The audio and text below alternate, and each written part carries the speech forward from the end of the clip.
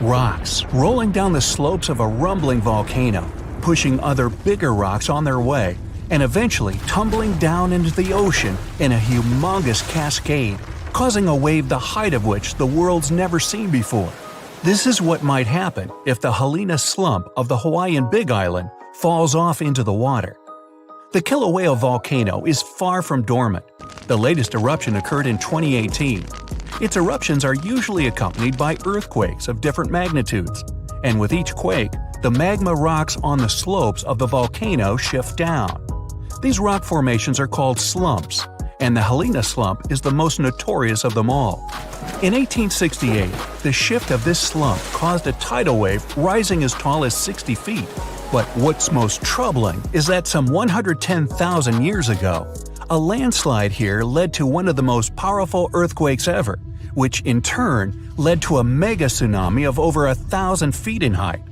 Scientists are worried that such an event may repeat in the future. If that happens, the wave might engulf the whole of Hawaii and easily reach both North and South American coasts. Geologists are quick to reassure, though, that a landslide like this is unlikely to occur anytime soon. It's just too early for that. But when it finally does, the consequences will be catastrophic. Have a nice day! Yellowstone National Park in the western USA is world famous for its dazzling views, and especially the colorful Grand Prismatic Spring at its very heart. But we should all stay aware that Yellowstone is, first and foremost, an enormous caldera, basically a slumbering supervolcano. The difference between a regular volcano, like Kilauea from earlier, and a supervolcano is that the latter is thousands of times more powerful. Imagine an eruption spewing tons of huge rock and rivers of hot lava, pumping out clouds of ash that make countries stop air travel for weeks. And now multiply all of this by 1,000. This is what a Yellowstone eruption would look like. At first, a huge area in the middle of the national park would shake, crumble, and then blast upwards in a megaton explosion. Lava flows and magma rocks would cover the area of about 40 square miles, roughly half of Washington, D.C. But the greatest danger is the volcanic ash. The ashen plume would rise miles above and get carried by the wind in every direction. Since the eruption would be far from ordinary, the spread and damage would also be much greater than usual. The ash is thick and heavy, so it would cover a vast area in a blanket, destroying crops and even buildings. Worse still, it would spread in the air and block out the sun, leading to a drastic drop in temperature and an artificial winter. Even regular volcanoes can lower temperatures worldwide by a few degrees. A supervolcano may potentially cause a new ice age. Luckily, the chances of Yellowstone supervolcano erupting in the near future, or at all, are extremely low. There have been only 3 of those in the history of Earth, and there's no evidence such a disaster should repeat. Scientists estimate the probability at 0.00014%, which is lower than the chances of an asteroid wiping us all out. Speaking of which, if dinosaurs could talk, and were at least still alive for that matter, they'd tell you that asteroid threat is as real as it gets. Scientists at NASA say they've tracked 90% of all near-Earth asteroids of significant size, and none of them are a matter of any concern. But there are still the other 10% in the great unknown.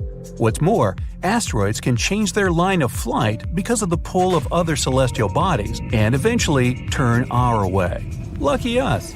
Now, if an asteroid big enough, like a mile across, hits the Earth, it will first cause an explosion powerful enough to erase a dozen big cities in a matter of seconds.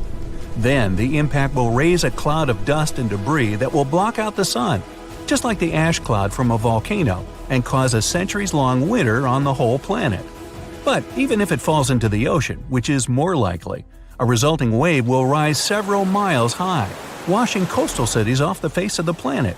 But at least there won't be a new ice age. Although scientists are pretty sure there's no such threat in the near future, it can't be ruled out completely, and humanity needs at least 5 years to prepare for this event. If a big near-Earth asteroid suddenly changes its course and turns right toward our planet, we won't stand a chance against it. Disaster movie, anyone? A much more probable calamity, though, rests right beneath our feet. It's the San Andreas Fault in California. The fault has been ready for rupture for years now, and scientists estimate that an earthquake along this line is likely to occur in the next 3 decades. And when it happens, it won't be nice. They expect a magnitude of 8.0, which is comparable to some of the most devastating quakes in history. It's all the more dangerous since California is home to some of the most populated cities in the western U.S., including Los Angeles and San Francisco. High-rise buildings are common there, and they're particularly vulnerable against underground shakes. The San Andreas earthquake might cause a whole lot of damage both to cities and countryside.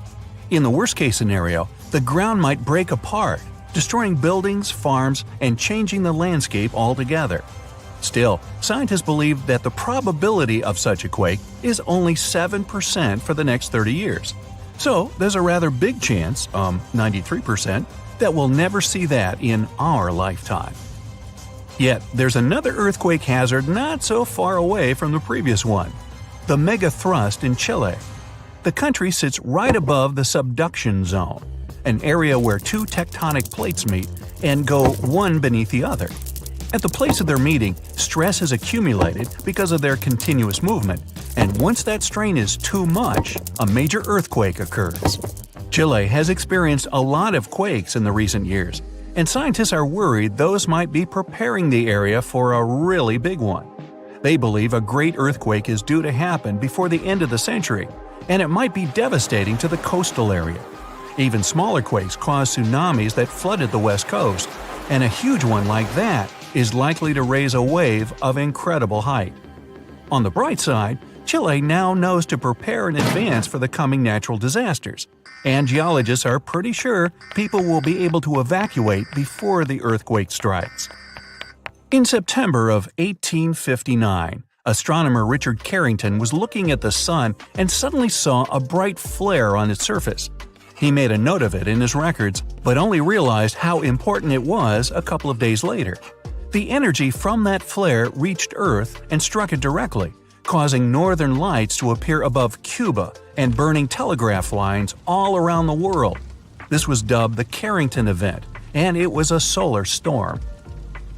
Such storms hit the Earth fairly often, but none of them were so powerful as the Carrington event, neither before nor after. But in 2012, astronomers registered a similar solar flare whose energy nearly hit our planet once again. If it had been just a week earlier, we'd have been in big trouble. Today, humanity relies on electricity in almost every aspect of life, and a powerful solar storm would mess with the electromagnetic field of Earth a lot. All electric appliances would either shut down or short-circuit, and huge transformers powering basically everything would go out of order for good. It would take years to repair them, and the cost of such a massive blackout would count in trillions of dollars. The worst of it is that science is almost unable to predict solar storms, and even if we could know about them in advance, we'd be powerless to stop them. The flare happens in a matter of seconds, and it takes about 8 minutes for the particles to reach the Earth's atmosphere, causing the disturbance.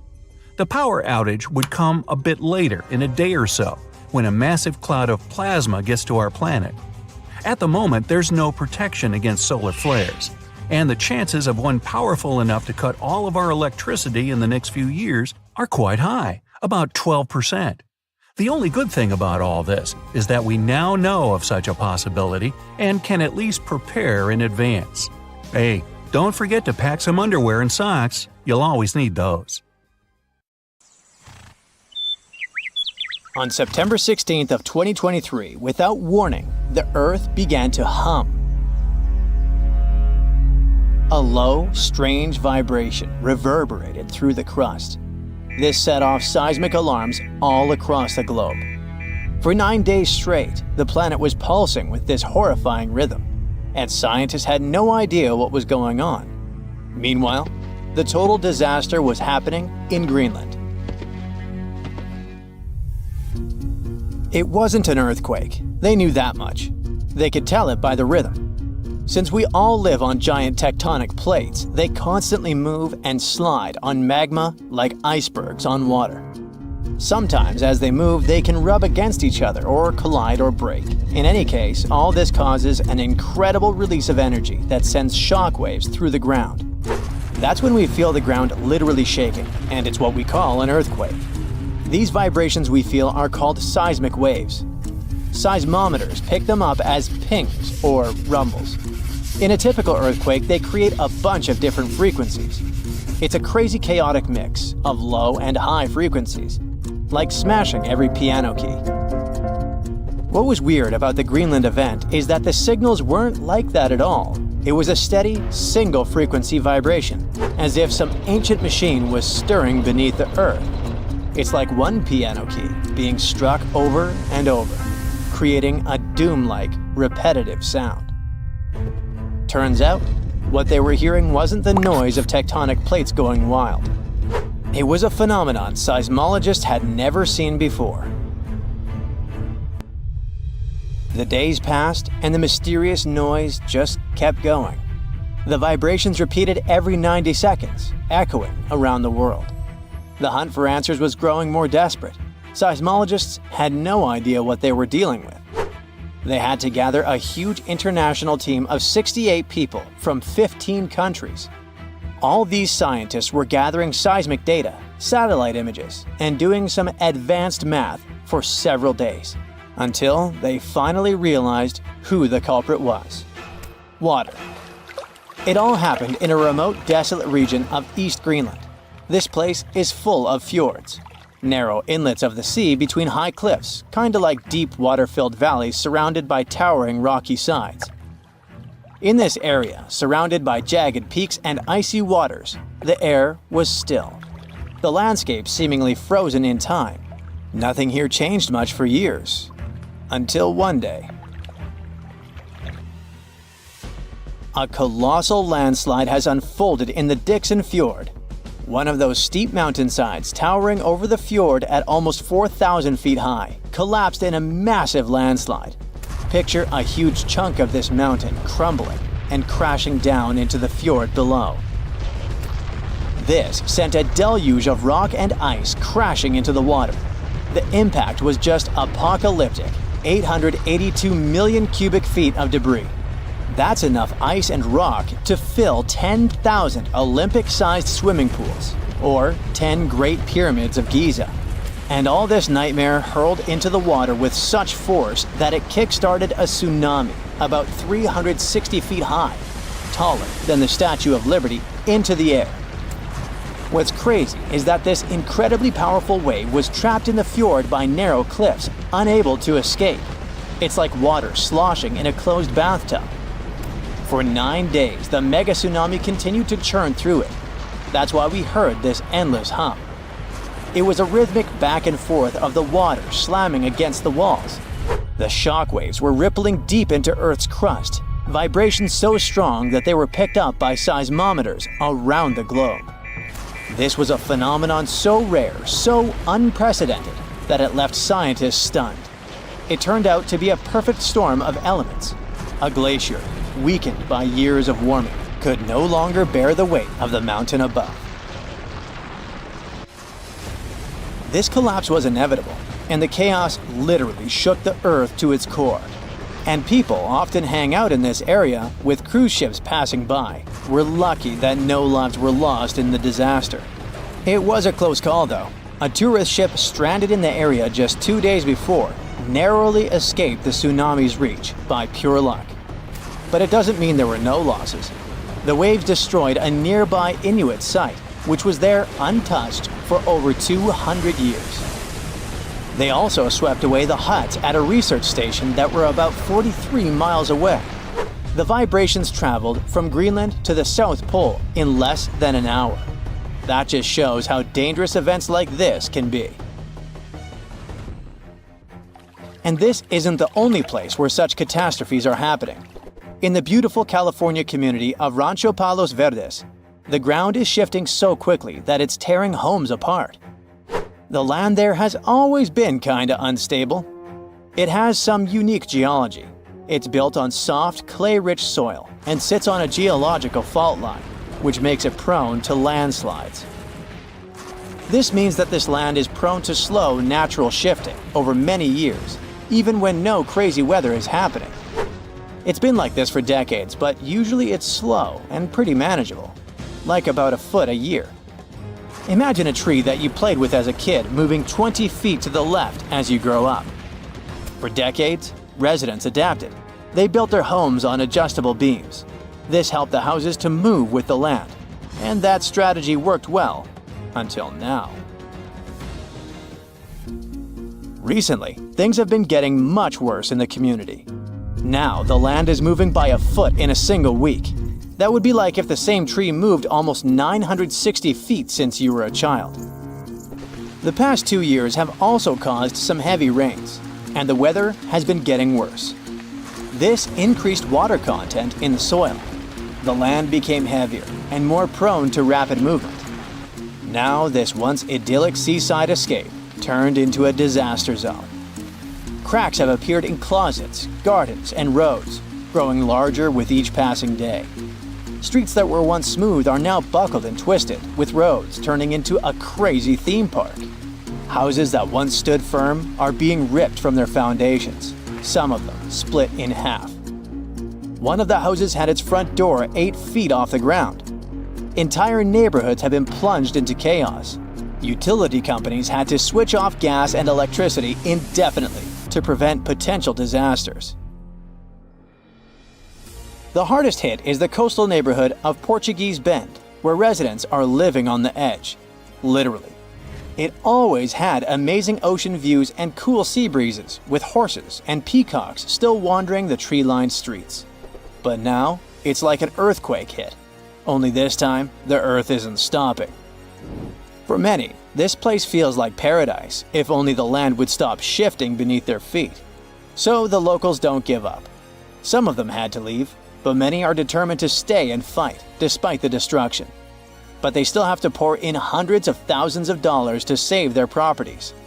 People have installed generators to keep the lights on and set up sewer systems and pumps to drain the groundwater causing the landslides. Some say that the only way for these neighborhoods to survive might be to go completely off-grid, installing power walls to store energy and stuff like that. People are trying their best to run the sewer system off generators. They hope that they could get rid of this water in the soil that's causing these hellish landslides in the first place. They're determined to fight, but they will need help and support from the government to fight this disaster. Landslides are actually more common across the US than many might think. And new maps and data show that tons of people in the country might be in danger. Scientists managed to create the first very detailed, very cool map that shows where these landslides might happen, county by county. It's based on a lot of data and the history of 1 million previous landslides. They say that nearly 40% of the United States is at risk of experiencing landslide activity, which could lead to some insane catastrophes in certain areas. Luckily, now both residents and engineers can keep this in mind. But all this shows how vulnerable we are to natural disasters, and how we should always stay alerted. If you walk through this small stone doorway in Hierapolis, Turkey, you might never come back alive. Back in ancient times, people thought it was some sort of portal to the underworld. Romans would go in carrying perfectly healthy bulls, but after a few minutes, they would watch these animals collapse as if hit by some mysterious force. But what's even weirder is that nothing happened to people. They could walk in and out just fine. Now, recent studies might have an answer for these eerie happenings, and it all has to do with people's heights. The gate, known as Plutonium, named after Pluto, the deity of the underworld, is a stone doorway leading to a small 32-square-foot cave. But the real danger is what is going on beneath it. Hierapolis is a super active geological area, and there's a big crack under the city that constantly emits volcanic carbon dioxide, which comes up as a visible mist. During the day, the sun dissipates the gas. At night, the gas forms some kind of a carbon dioxide lake on the sheltered arena floor. At dawn, you need to get out of there before it's too late. This whole place can turn particularly life-threatening right before the sun rises, when the carbon dioxide concentration, about 15 inches above the arena floor, reaches 35%. That means birds, bulls, and even humans can suffocate and pass away in just a couple of minutes.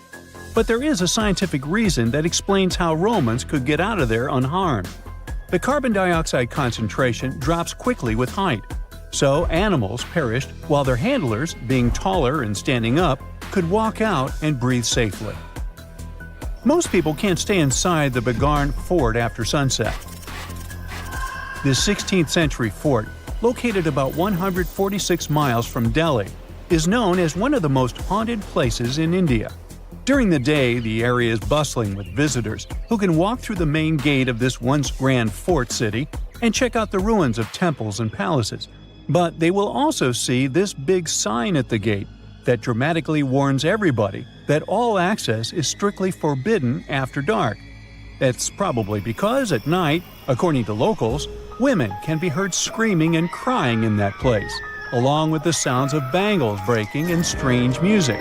Others have reported seeing shadowy figures and flashing lights among the ruins, or even smelling a strange perfume floating around. Yawata no Yobushirasu is one of Japan's most restricted forests, located in Ichikawa. The forest itself is a small area, covering just a little more than 40 square yards, and it is mostly a thick patch of mosu bamboo. Its location next to a parking lot and modern buildings makes it seem less intimidating, but don't be mistaken by its appearance. Since at least the 19th century, people have said that anyone who enters this forest is bound to disappear and never be seen again. So, as soon as you arrive, a sign near the forest tells you about its history and the curse believed to be linked to it. Some rumors suggest the creepy presence of an ancient samurai lord walking around. Other legends say that the forest hides a bottomless pit filled with poisonous gas. Whether these stories are true or not, today the area is enclosed by stone walls, and entry is still strictly prohibited. In a valley called the Dark Entry Forest in Connecticut, you will find Dudleytown, but you definitely shouldn't go inside. Not only has the land been private property since the 1920s, but it is also known as one of the spookiest places on Earth. This place was first settled in the early 1740s, and many of the original settlers were from the Dudley family. That's why it's called Dudleytown. There's a local rumor that the town's founders were descended from Edmund Dudley, an English nobleman who lost his life for treason. The legend says this curse followed the Dudley family all the way across the Atlantic to America, and their misfortune is said to be responsible for crop failures, mental problems, and several tragic incidents in the village. Again, it is all just rumors, since historians haven't found any real evidence to support these claims. Still, the pitch-black surroundings and the eerie Blair Witch Project vibe going on in that place fueled ghost stories in the 1980s. This led to many cases of vandalism in the following decade, and because of that, the landowners closed the area to the public. This old abandoned building used to be the fancy palace of King Farouk's family, who was the penultimate king of Egypt back in 1936. After his family members passed away, the palace was turned into a morgue. Locals say that today, the whole place is super creepy and off-limits. Some people have reported seeing light bulbs flicker and shadows move around, making strange noises. Once, a group of kids allegedly went inside and totally freaked out when they found all the doors had suddenly disappeared, leaving them in complete darkness. They had no choice but to start screaming for help. This Hawaiian island has been off-limits to people for over a century. It's called Ni'iau and is the smallest inhabited island in Hawaii, covering around 69.5 square miles. It has around 84 residents. The island doesn't have cell phone service, paved roads, or power lines, just solar panels for electricity. A single family has privately owned the island since 1864, when a Scottish farmer bought it for $10,000, which would be around $250,000 today. The island has stayed in the family, passing down to its descendants, the Robinsons. They have kept it private ever since, so access is highly restricted and basically by invitation only. The Erdstall tunnels are a network of about 2,000 mysterious underground passageways mainly found in Central Europe, especially in Austria and Bavaria. These tunnels are usually narrow and cramped, often just wide enough for one person to squeeze through at a time, and they are believed to date back to the Middle Ages, as far back as the 12th century. What's really puzzling about these tunnels is their purpose. Despite a lot of research, nobody really knows why they were built. There is a theory that they were used for storage, but since many of them are below the waterline and occasionally get filled with water, that doesn't seem very practical. These tunnels have very light, almost claustrophobic sections and sudden drops, which doesn't seem practical for other straightforward uses like escape routes, hiding places, or even spiritual purposes. To make things even more mysterious, there is a complete lack of artifacts, which makes it even harder for researchers to figure out what these tunnels were really for. Since 2019, adventurous people can get arrested if they try to climb this rock. Uluru, also known as Ayers Rock, has been off-limits because it is now considered a sacred site for local communities. But the fact that it is also extremely dangerous probably played a big role in the decision to close it off to visitors. This rock is 1,142 feet high, which is about the height of an 80-story building. The climb to the summit can be very slippery, and high temperatures, which can hit 116 degrees Fahrenheit in the summer, have led to people passing away from dehydration and heat-related issues. Something even creepier happens at the top of the rock right after storms. When it rains, small tadpole-like crustaceans called shield shrimp hatch in temporary waterholes and rock pools on top of Uluru.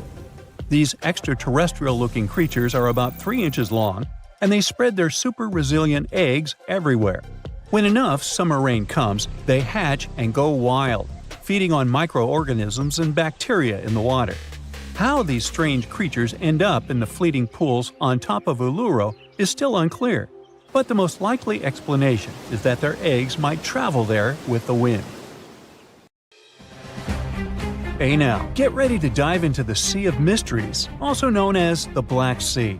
It is the largest inland body of water in the world, bigger than the entire state of California. It has dozens of lost ships and some secret underwater tunnels. And some people believe it's an ancient quarry that was mined out in 6 stages. The Black Sea has distinct vertical layers that don't mix, with higher and lower salinity. The salty water comes from the Mediterranean, and fresh water comes from rivers. 10 of the largest rivers in Europe flow into the Black Sea. It receives more fresh water from the rivers and rainfall than it loses from evaporation. The extra water flows through the Bosphorus into the Marmara Sea. There are 2 flows going through the straits. The upper flow leaves the Black Sea and takes surface water out of it. The bottom flow carries salt water from the Mediterranean to the Black Sea. That's why the upper layers of the Black Sea are less dense than its saltier lower layers.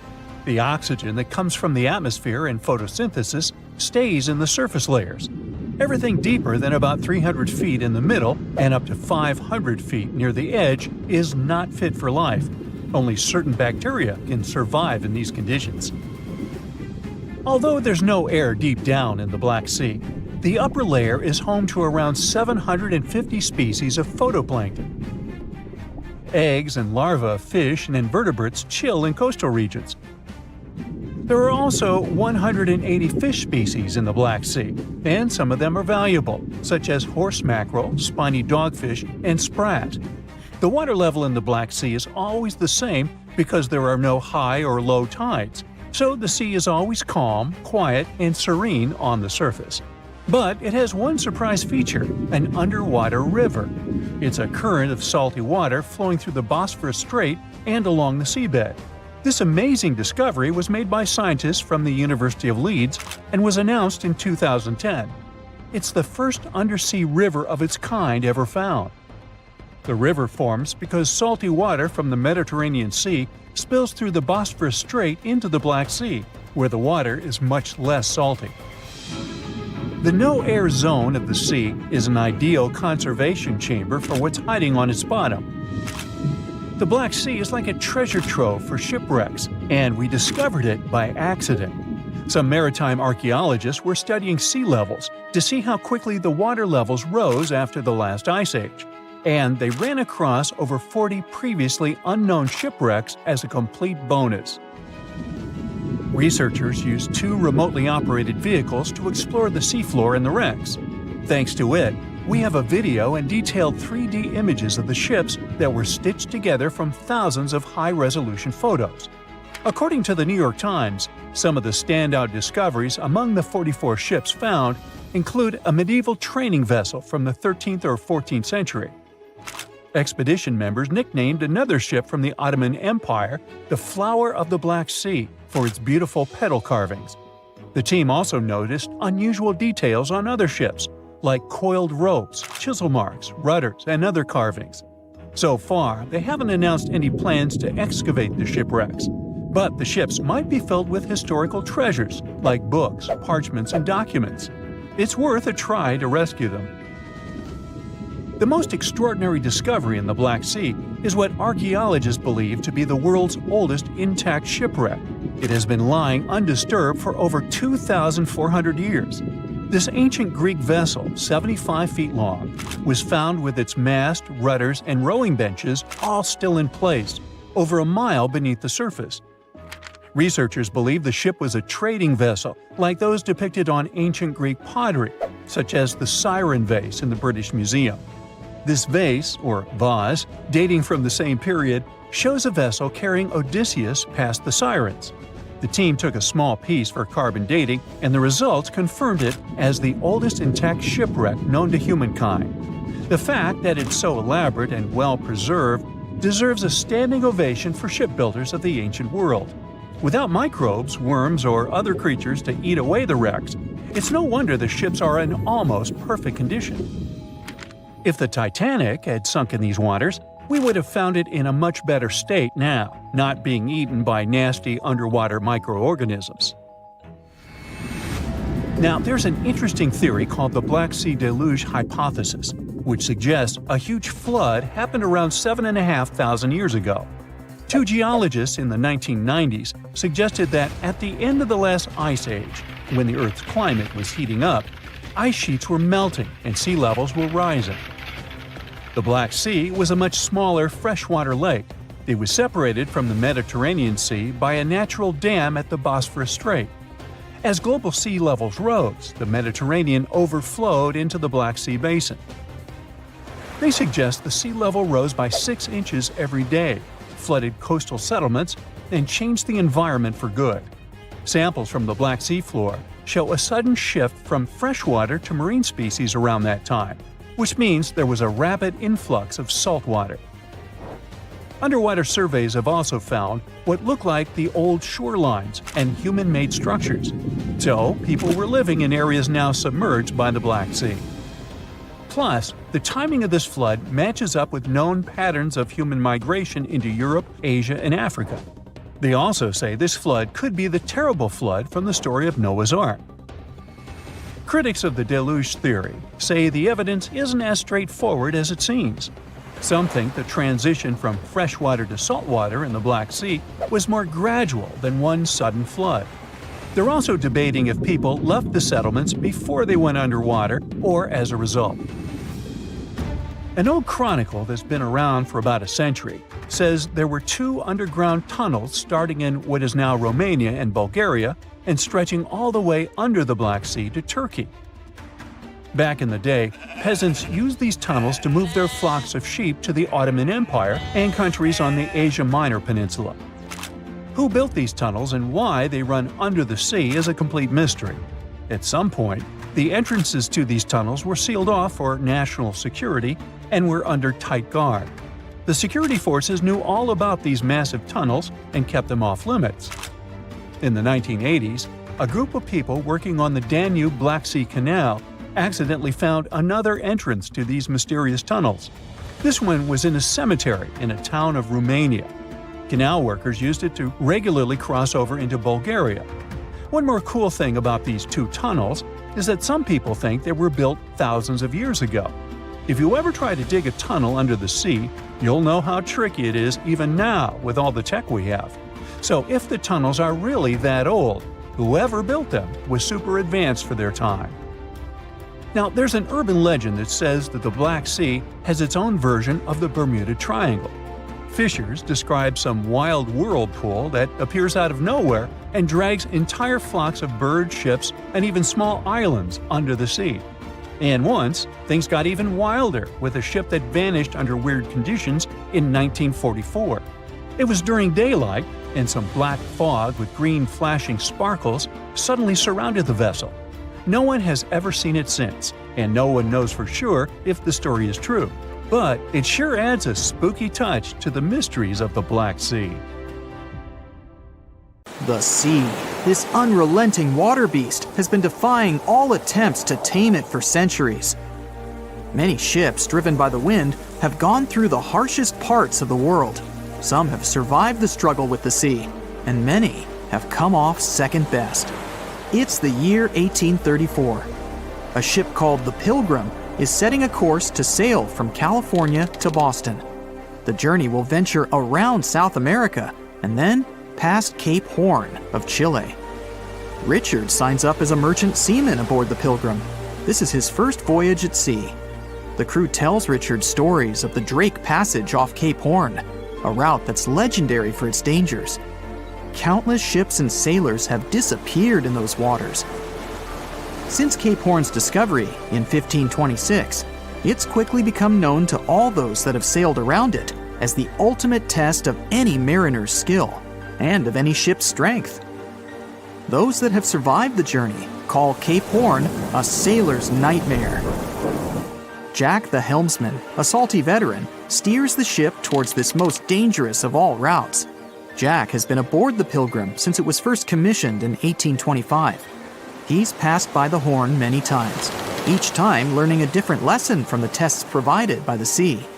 The Pilgrim has been refitted since its past voyage a year ago. Richard values Jack's experience, given that it's his first journey at sea.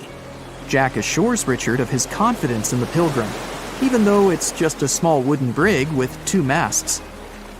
Jack's aware that wooden vessels are gradually becoming outdated, replaced by new steam-powered ships.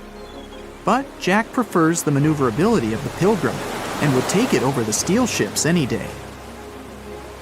Richard is excited to be aboard. There's so much to explore in life as a merchant seaman, but the guy struggles to acquire his sea legs on the boat.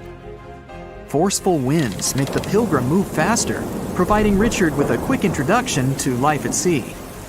At the same time, nothing can prepare him for what is to be experienced at Cape Horn. It's the southernmost point of land before Antarctica. The gap between the icy continent and Cape Horn holds the infamous Drake Passage. Approximately 700 miles between Cape Horn and the Antarctic Peninsula. Strong winds provide an uninterrupted, steadfast journey toward the Horn.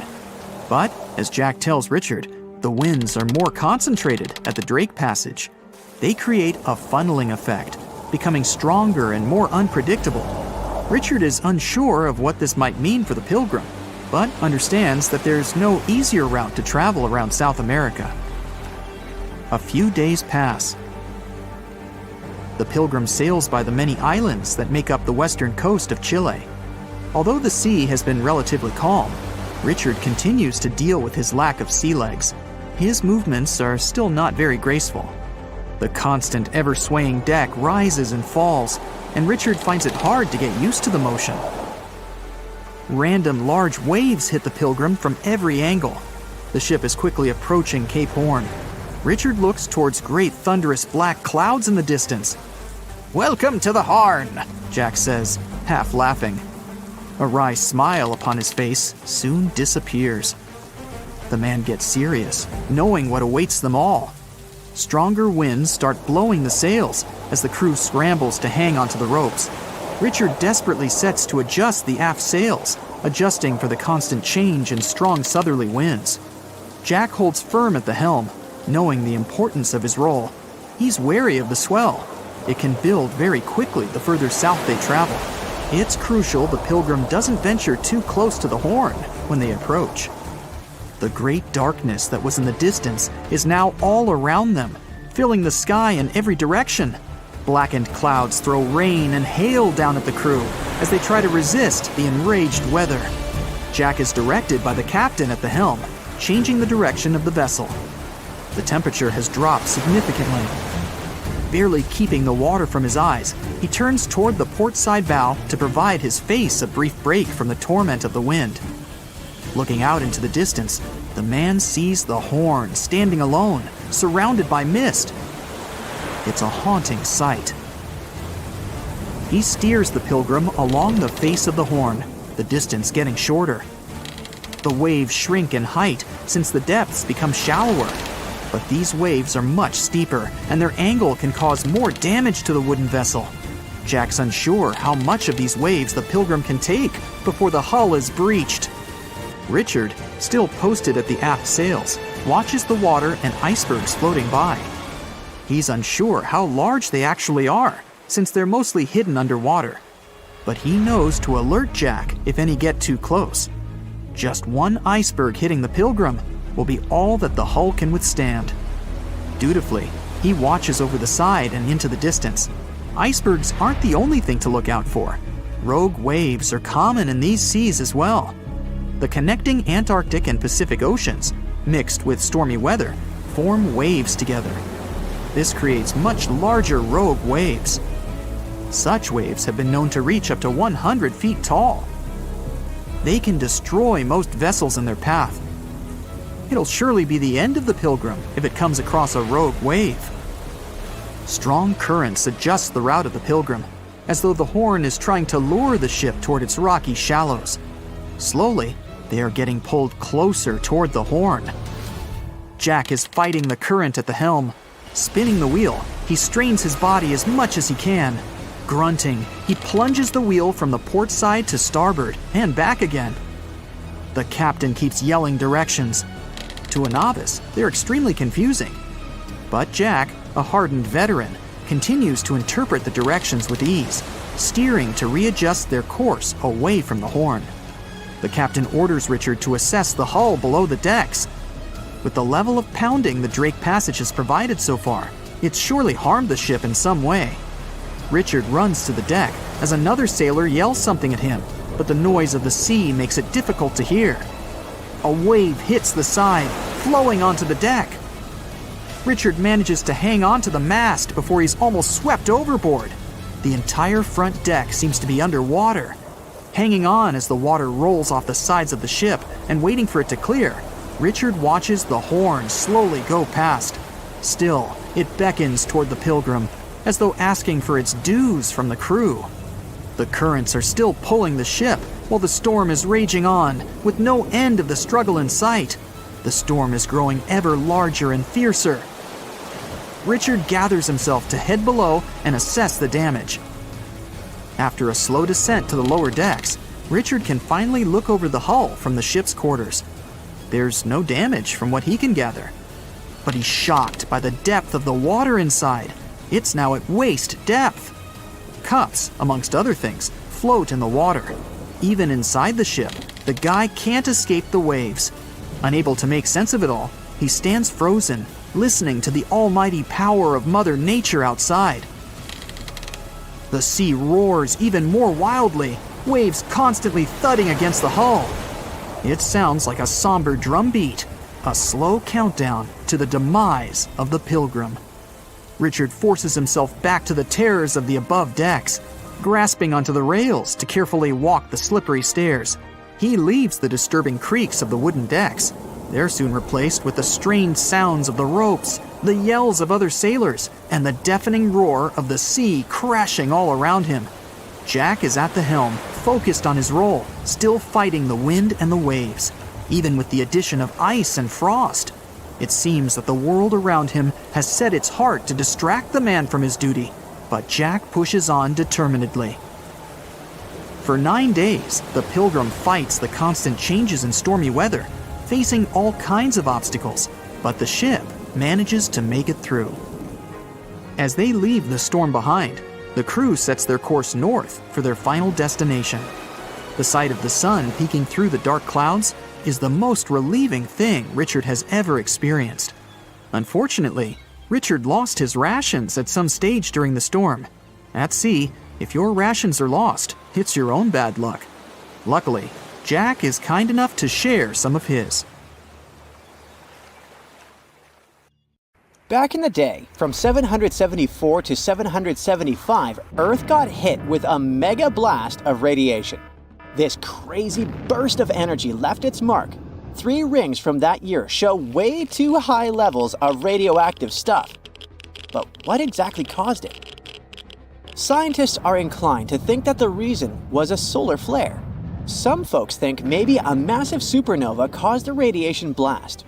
But astronomer Phil Plait says that if that had been the case, it would have had to be less than 1,000 light years away and would have had been crazy bright. But there's no record of that happening. No bright, shiny Death Star in sight. After looking at the radioactive carbon and beryllium in tree rings, scientists ruled out a bunch of other possibilities. At first, they considered that it was a smash-up between neutron stars or a neutron star and a black hole. These types of crashes produce a super quick blast of gamma rays without any light show, which lines up best with the evidence. But these kinds of collisions are super rare.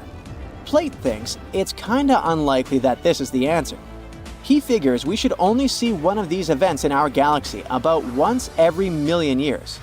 So having one just 1,200 years ago seems pretty wild. Scientists are seriously worried about these rare events. If one happened closer to Earth, it could seriously mess up life on our planet. Even if it was thousands of light years away, a similar event today could cause chaos with all the fancy electronic systems we've come to rely on. So it's a good thing those gamma ray bursts are so rare, because if they were more common, Earth might be in for a rough ride. You may think that if our planet could withstand mega radiation blasts, it can easily withstand something less frightening. Let's say grasshoppers. Sorry to say that, but it's not exactly true. Back in 1874, during a hot summer in Kansas, things took a strange turn. Grasshoppers, or should I say locusts, invaded the Great Plains like nobody's business. They came down like a storm, blanketing houses, trees, and even poor trains passing by. These bugs were on a mission to cause chaos. Farmers had to scramble to protect their wells and just about anything else worth saving. Locusts landed everywhere, wreaking havoc on everything in sight. Even poor sheep lost their wool. Locusts even stripped paint off wagons and handles off pitchforks. This is how destructive they were. Livestock tried to fight back by eating them, but there were just too many of these insects. That year, those critters caused about $200 million in crop damage. The locust invasion was so tough, even the US Army stepped in to help. In the end, locusts began to disappear, sparing the plains from further devastation. Natural disasters can be even more unexpected than radiation blasts from space and locust invasions. Check this out. Back in June 2017, a reindeer herder up in northwest Siberia was minding their own business when they suddenly heard a crazy loud blast and saw smoke shooting up from the ground. If that happened to me, I'd need to change my pants. Sorry. Later on, they found this huge hole that was like 23 feet wide and nearly 65 feet deep and was surrounded by chunks of ice and dirt. It turned out that there were over 17 such black holes in the area. They were filled with peaty water and shrouded in mystery. Some folks thought those were sinkholes. Others were sure they were left by top-secret device tests or even a bunch of meteorites. Now, the latest idea is that these holes are actually craters caused by the Arctic warming up and melting the frozen ground. The theory states that as the ground thaws, gas pockets trapped beneath the surface burst through, creating such dramatic holes. Apparently, these eerie craters have been showing up in specific spots in Siberia where ancient geological faults have been leaking out hot natural gas for ages. Combine that with some leftover methane from old lake sediments, and you've got a recipe for some explosive surprises as the planet heats up. Not scared yet? Alright, maybe you're afraid of darkness, huh? If so, you wouldn't like it back in 536. It's the year when the world went through a crazy 18-month period of darkness. A mysterious fog covered Europe, the Middle East, and parts of Asia, blocking out the sun and causing chaos. It was like the Dark Ages, but For real. It turns out that the main culprit behind this fog was a volcanic eruption in Iceland. This eruption spread ash across the northern hemisphere, causing temperatures to drop and crops to fail. People were freezing and starving. It was a mess. Historians from back in the day even talked about how weird it was. The sun looked like the moon, summers were freezing cold, and even China had summer snow. It was all because of the volcanic ash blocking out the sun. And to make things even worse, this period of darkness sparked the beginning of the bubonic plague in 541. Talk about a rough time to be alive. Let's go back to Siberia real quick. Back in 1908, way out in the wilds of Siberia, an asteroid dropped for an unexpected visit. Today, we know it as the Tunguska asteroid, but it didn't get its name instantly. Local folks only caught a glimpse of the show. A bright fireball streaking across the sky, followed by a massive boom. Trees went flying, fires blazed, and animals weren't too happy about it either. But since the area was so remote, not many folks took notice. For almost 2 decades, nobody bothered to check out the Tunguska site. People had too much on their plates back then. But then, scientists finally made it out there and found evidence of the asteroid's shenanigans. Later in expeditions, they found some spacey microparticles. Fast forward to now, and NASA has a whole planetary defense thing going on. They even sent a mission to test out asteroid deflecting tech. Because who knows when the next cosmic rock will come knocking on our door, right? In the middle of the 19th century, there was one more epic solar storm called the Carrington event. It may not sound like a big deal to you, but it had pretty rough consequences. The next day after the storm, Earth was hit with this insane geomagnetic storm that threw telegraphs off the rails and brought auroras to the tropics. And it's the place where they normally never show up. Turns out, all this space weather madness started with weird stuff happening on the sun's surface, like sunspots. From these spots, solar flares and other crazy electromagnetic stuff can pop out and mess with our technology. Massive solar storms like this one can shoot out from the sun at speeds of up to 1,800 miles per second.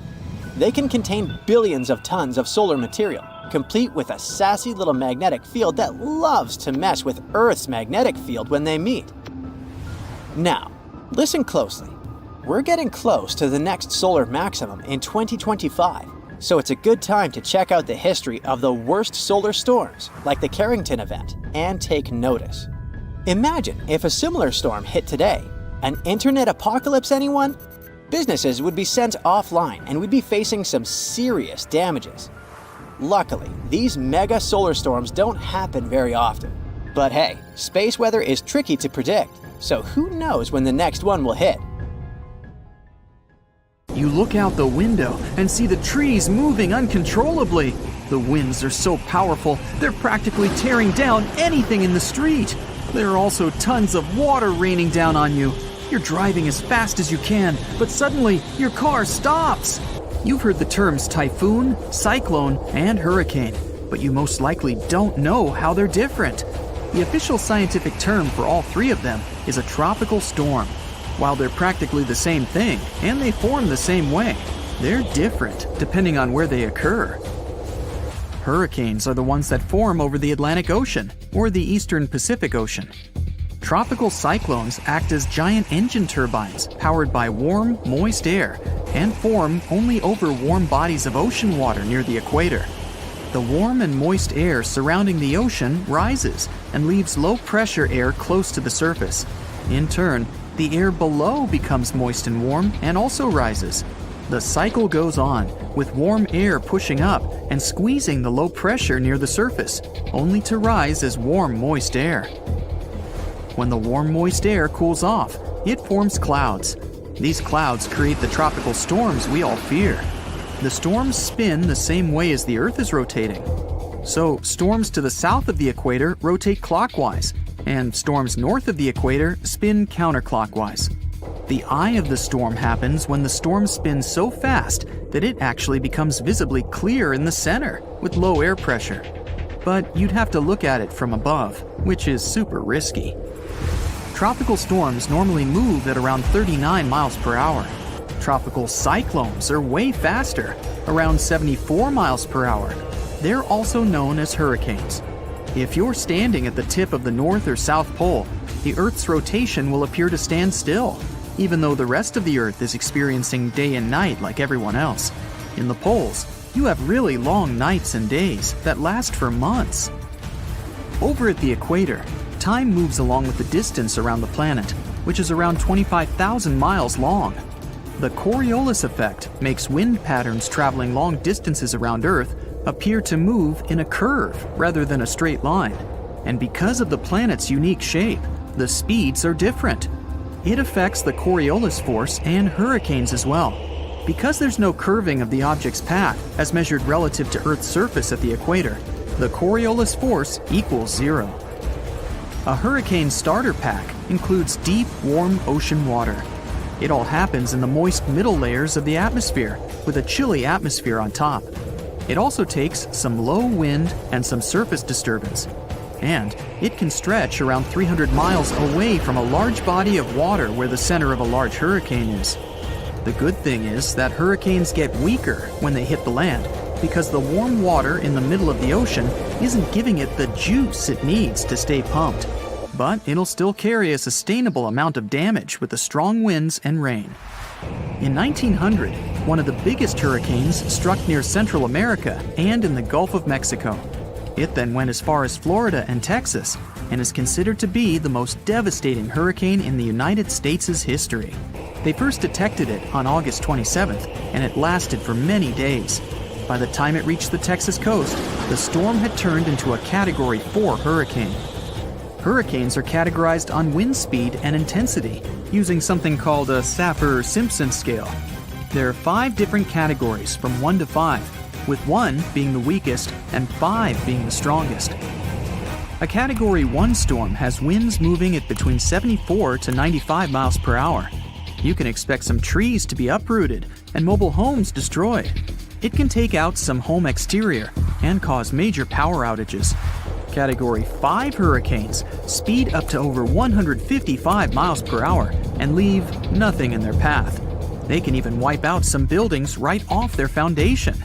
And because the winds are faster, there is more damage around its radius. Another thing to expect is lots and lots of flooding. The people of Galveston had less than 4 days to prepare for the arriving storm that even stretched out to Oklahoma and Kansas with 20-foot flash floods. The Great Hurricane then made its way to the Great Plains and turned towards the Great Lakes, New England, and reached southeastern Canada. The storm was so bad that more than 3,600 homes were damaged, even though they were sturdy enough to withstand the storm. Given the population numbers back then, it was equivalent to hundreds of thousands of houses destroyed, if not millions. The total property damage was around $30 million then, which would be a lot more now because of inflation. After the devastating storm, the people of Galveston built a 3.5-mile seawall and raised the whole city level by as much as 16 feet. Eventually, they raised the seawalls to 10 miles, just in case. If a storm like the one in Galveston struck in modern times, there wouldn't be enough places for everyone to hide. The population has increased significantly all over the areas where the storm struck back in 1900. So, imagine yourself sitting in your car and getting the breaking news. It says a storm has just hit the Gulf of Mexico and east of it near Cuba. No biggie, since you're all the way in Texas. So you drive back home. There's plenty of people at gas stations and in supermarkets. The news now states that the storm will likely gain momentum and strike right where you live. Okay, now it's time to panic. You want to get some stuff to prepare for the incoming storm, but all the shelves are empty by now. Everyone is pushing and shoving like at a rock concert. You grab whatever you can find and make your way back to your car. You're lucky enough to purchase some extra gallons of gasoline, just in case. You drive from supermarket to supermarket to try and get some stuff, but you're out of luck. Finally, you find a place that still has some essentials. You start stocking up your shopping cart, when the local news urges everyone to evacuate. You only have a matter of hours to leave. But you left your dog at home! You rush against the traffic to get there. Your entire neighborhood is completely empty. You fetch your precious pooch and grab some important things before leaving. There's just a little time left, and you can already start to feel the winds picking up and the ocean nearby. The news tells you the hurricane has already struck Florida. You get in the car, but it won't start. Since you were driving so fast, you didn't realize that you emptied your gas. Good thing you got those extra gas cans on the way. With half a tank, you can get out of your city and into a safe place where everyone is going. The winds are getting stronger. There's no way you're going to outrun this storm. There's no one in sight since they all left early. It starts raining heavily. You can see some trees swaying like crazy. Finally, you find something that looks like a large shelter. You reach it to find out that it's just an abandoned mall. And then, the worst happens. You realize you've been going in the wrong direction all this time. You get out of the car for a bit to stretch out and see which road to take. The winds are so strong that you go back to the car only to find out that your dog ran off.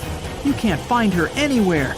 You drive around and call out her name, but she doesn't respond. You see her standing behind some bushes barking. You run down to her and discover that she has found a cool underground abandoned shelter. The winds have now reached a dangerous point where you can't drive anymore. You gather your stuff and head down. It's complete with everything and even has a bed. You can hear the winds and rain above you, but you're snuggled up with your dog. The next day, you get up and see that your car has been tossed over to another road, and there's not a single tree in sight. But hey, you can at least be happy you survived one of the strongest storms in the world. It was the beginning of the 20th century, and two rivals, Robert Scott and Roald Amundsen, set on their expeditions to become the first people in history to reach the South Pole. The race wasn't easy, and it ended tragically for Scott. Amundsen has won and set his tent on the pole before his rivals. A member of Scott's expedition known as Terra Nova, British geologist Thomas Griffith Taylor, not only survived the harsh conditions, but also made an unexpected discovery. He found a waterfall of what appeared to be blood at the rocky base of the glacier, which now has his name, in 1911. It took scientists more than a century to figure out what is behind the eerie coloring. A team of American scientists journeyed to Taylor Glacier with powerful electron microscopes to analyze its contents. Previous studies had scratched the surface of the Crimson Enigma, but no one had previously done a full-scale analysis of its mineralogical makeup. These researchers unleashed a whole arsenal of analytical equipment and spotted little iron-rich nanospheres. These teeny-tiny particles, 1/100th the size of human red blood cells, originate from ancient microbes. They flourish abundantly in the meltwaters of Taylor Glacier. These nanospheres are jam-packed with iron, silicon, calcium, aluminum, and sodium, forming a unique composition that paints the subglacial water a vivid shade of red. These nanospheres don't have the usual crystalline structure found in minerals, which is why previous detection methods failed to spot them. Taylor Glacier's icy depths harbor an ancient microbial community that has thrived in isolation for thousands or possibly even millions of years. This discovery could help us in the search for life outside of Earth. Dr. Ken Levy, a research scientist at Johns Hopkins University, has some impressive expertise in planetary materials and the analysis of Martian samples. He decided to find out what would happen if a Mars rover landed in Antarctica. Could it figure out what makes bloodfalls so mesmerizingly red? So, researchers treated bloodfalls as a simulated Martian landing site. They used techniques inspired by the rovers exploring the red planet. The samples they collected were sent to Johns Hopkins processing facilities. There, Livy unleashed the power of transmission electron microscopy and revealed the enigmatic nanospheres. He made the conclusion that our current methods of analyzing other planets' surfaces with rovers fall short. They can't unravel the true nature of environmental materials, especially on chilly planets like Mars. These materials might be super tiny and non-crystalline, throwing off our detection methods. To truly grasp the essence of rocky planets, we'll need transmission electron microscopes. Strapping one onto a Mars rover isn't feasible yet, but it could mean a start of a new era in space exploration. Have you ever seen a waterfall on fire? Every February, when the stars align just right, Horsetail Fall in Yosemite National Park gets a sensational makeover. As the sun sets, its rays hit the waterfall at the perfect angle, transforming it into a blazing display of vibrant orange and red hues. We don't know exactly who and when discovered this natural miracle. The original valley dwellers may have known about it, but they kept it to themselves. It wasn't until 1973 that photographer Galen Rowell captured the first known photo of the waterfall, bringing it into the limelight. Since then, the firefall has become a global sensation, spreading like wildfire on social media and drawing crowds from far and wide. This magnificent cascade draws hundreds of spectators every year, but they can only see the show under certain conditions. First things first, Horsetail Fall needs a flowing stream. If there's not enough snowpack in February, the waterfall won't have enough water to create the magic. The temperatures must be warm enough to melt the snowpack during the day. If it's too chilly, the snow will stay frozen, and the fiery spectacle won't ignite. Second, we need a clear western sky at sunset. Those sunbeams need a straight path to hit Horsetail Fall and make it come alive. And since the weather in Yosemite is ever-changing, clouds can magically clear up just in time for the show. If all the conditions are just right, you'll witness the Yosemite firefall in all its glory for about 10 minutes. The mystery of the sailing stones in California's Death Valley National Park has puzzled scientists for years. Heavy stones seem to have a mind of their own and move across Racetrack Playa, a dried-up lake bed. They leave behind a trail on the cracked mud. There were all kinds of theories to explain this phenomenon, from magnetic fields or dust devils, which are strong whirlwinds, to mischievous pranksters. No one has actually witnessed these rocks in action, which only added to the mystery. In 2006, a NASA scientist named Ralph Lorenz entered the scene. He was studying weather conditions on other planets, but he couldn't resist the allure of Death Valley and those elusive sailing stones. He had an eureka moment while tinkering at his kitchen table with a Tupperware container. Lorenz filled the container with water, leaving a small rock poking out, and chucked it in the freezer. Then he placed this icy construction in a big tray of water with sand at the bottom and gently blew on it. The rock began to glide across the water, leaving a trail in the sand. Lorenz had been studying how ice can make big rocks float and move along tidal beaches in the Arctic Sea. Applying this knowledge, he and his research team figured out that, under certain winter conditions in Death Valley, enough water and ice could form to make the rocks float across Racetrack Playa in a light breeze. And as they glided, they left their mark in the muddy terrain. The River of Five Colors, Cano Cristales in Colombia, has the unofficial title of the most beautiful river in the world. For most of the year, it looks like any other regular river. The real magic happens between the wet and dry seasons, when the water level is just perfect. This unique river floor is lined with a special plant, and when the conditions are right, it bursts into a dazzling display of colors. Think vibrant reds, stunning yellows, and lush greens, all mingling with the blue water. It's like stepping into a living rainbow with 1,000 shades in between. This phenomenal display only lasts for a few weeks, from September through November. During Colombia's wet season, the river flows too fast and deep, covering up the river floor and denying the plant the sunlight it needs to turn red. And in the dry season, there's simply not enough water to support the vibrant life in the river. So you have to catch it at just the right time.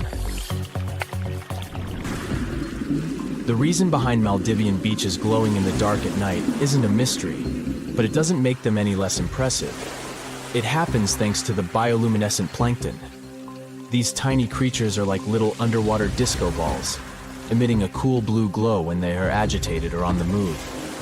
Imagine walking along the shoreline and leaving behind glowing footprints. You can even take a night swim amongst these magical plankton. Researchers have discovered that their bioluminescence is actually a clever defense mechanism against predators. When these microorganisms flash their little blue lights, it disorients and surprises their attackers.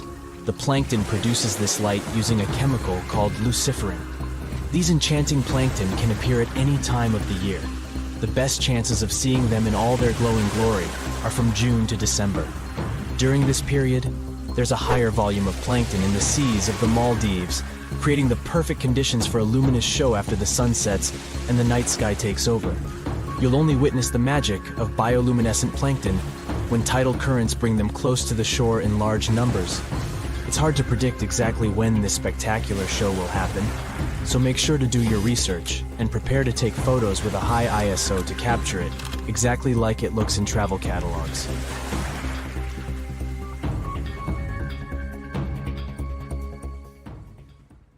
The surface of this river looks as if it's covered with fish scales. Is it a giant water dragon or some other ancient monster? Not really. The explanation is much more boring, but surprising at the same time. Now let's start from the very beginning. This is the Shantung River in China, and this is Hangzhou Bay, its estuary, which is the tidal mouth of a river, where the tide meets the stream itself. Now this area is home to the world's largest tidal bores. A tidal bore is a strong tide that pushes up the river against the current. In the Shantung River, such tidal bores can reach a whopping 29 feet. The area regularly sees trains of large waves moving upstream. But in 2021, during a scientific expedition, experts discovered a marvelous natural phenomenon unique to this area. Sometimes, the tide comes in swirling waves. That's the famous fish scale tide. Thing is, this region has rotating currents, which means that the tide doesn't just move inland and then simply reverses its direction. Instead, a rotating current easily changes direction without changing its speed. This makes the Shantung River perfect for winding up with groups of waves crashing into one another at oblique angles, which is like a cross sea. Let's speak about this phenomenon now. These four-sided wave patterns in the ocean look mesmerizing, as if the ocean deities decided to play a round of giant chess. But what you observe is the phenomenon known as square waves. They're often called cross-sea and grid waves too. The thing is, most waves reach the shore and break parallel to the coastline. But in some regions of the world, these waves create a chessboard-like pattern on the surface of the water. When you look at these waves from above, you might think there's an underwater grid forming square-shaped ripples. But square waves aren't caused by anything taking place beneath the surface of the water. They're the result of the way the water moves. Weather patterns in certain regions make waves form at different angles. When two opposing swells crash, we've got this unique pattern on our hands. However beautiful and unusual this natural phenomenon is, it's also extremely dangerous. If you spot square waves while swimming, get out of the water immediately. Square waves usually come hand in hand with rip currents, incredibly strong currents flowing seaward from the shore. Plus, square waves can reach 10 feet in height, and that's not something even an experienced swimmer can deal with. So we're done with the seas for the moment and are moving to the largest active volcano in Europe. It's Etna, and it continues to amaze us with jaw-dropping smoke ring shows. But wait, people live there. Isn't it time to evacuate them? The volcano looks like it's about to go off. Well, let's calm down. There's no need to fuss. Experts assure us that the production of such rings doesn't mean that a big eruption is on the way. These white smoke rings are made of water vapor and are generated by bursts of gas bubbles inside a narrow duct over a magma chamber. Etna was even nicknamed the Lady of the Ring, and currently the volcano is breaking its own records. For example, in the year 2000, the volcano produced around 5,000 such smoke rings. According to researchers, no other volcano on Earth produces as many volcanic vortex rings as Etna. Southeast Crater is especially active. It emits countless beautiful vapor rings. Now, don't look away from the sky. You might witness something like what the residents of New Jersey saw recently. A massive fireball lit up the sky in the Garden State and surrounding areas. A meteor falling to the ground looked like a bright streak of light, and the folks of several New Jersey towns, as well as some parts of New York, Pennsylvania, and Connecticut, reported this show to the American Meteor Society. Security camera footage posted online by some witnesses of this awesome phenomenon showed the flash dash across the sky within a couple of seconds at 3:43 a.m. Another unbelievable phenomenon captured recently is one of the rarest in the world and almost impossible to see with the unaided eye. A West Australian photographer was shooting a wet season thunderstorm just outside of Derby when he managed to film on camera a few red sprites. He said later that they were gone in the blink of an eye. He described red sprites as huge, feathery tendrils of purple and red and specks of bright red. Red sprites are massive electrical discharges that take different shapes and look like reddish-orange flashes. They last for just fractions of a second and occur after super strong lightning strokes. Even though they're usually caused by the lightning discharges between a thundercloud and the ground, sprites soar up into the air, up to 60 miles. Interestingly, this phenomenon had been dismissed and considered to be fiction for decades, until scientists finally caught it on film. Since that time, red sprites have been recorded regularly. Catatumbo lightning is the world's longest lightning storm. The heart of the storm, which repeats every year, is over the mouth of the Catatumbo River, where it empties into Lake Maracaibo in Venezuela. This storm towers higher than a regular one. Catatumbo lightning occurs for 140 to 160 nights a year, lasts for 9 hours a day, and produces 16 to 40 lightning flashes per minute. Maybe you've heard of how they say lightning doesn't strike the same place twice? Well, Catatumbo doesn't seem to know about this rule. Or at least, it doesn't prevent storm clouds from gathering in the very same place year after year. A fellow hill walking in the UK has captured amazing shots of a weather phenomenon that was called an angel in the sky. So look at it. This scene was captured with a Canon 5D Mark IV camera. The silhouette, though, isn't some non-material thing. It's just the shadow of the photographer at the center of a circular rainbow. Mesmerized, the photographer took a few more photos and continued walking. Such an effect is produced when an observer stands above the upper surface of a cloud. It can also be a mountain or some other high ground, and the sun should be shining from behind their back. When the observer sees their shadow, the light is reflected in such a way that a bizarre circular glory appears around the point directly opposite the sun. Another cool sky phenomenon was witnessed in Auckland. Look at this. What does it remind you of? I bet you think it looks like a spaceship from a different civilization, but it's just a rare meteorological phenomenon. Everyone who saw the circular cloud formation said it looked like a hole in the cloud cover, and some also added that a small rainbow was visible inside. This phenomenon is known as a fall streak hole and a punch hole cloud. Such a formation is quite rare. Even experts have seen it just a few times throughout their careers. What happens here is some sort of atmospheric disturbance within supercooled water, the disturbance being an airplane or something similar. As a result, the supercooled water rapidly turns into ice crystals. Since the crystals are heavier than the surrounding cloud, they fall out, leaving a hole behind. The process happens high up in the atmosphere and is quick. It takes only minutes or so. Well, let's get back to the ground and examine the phenomenon people in the US can witness. It's an extremely rare one. Nothing similar has happened like this since 1803. What is it?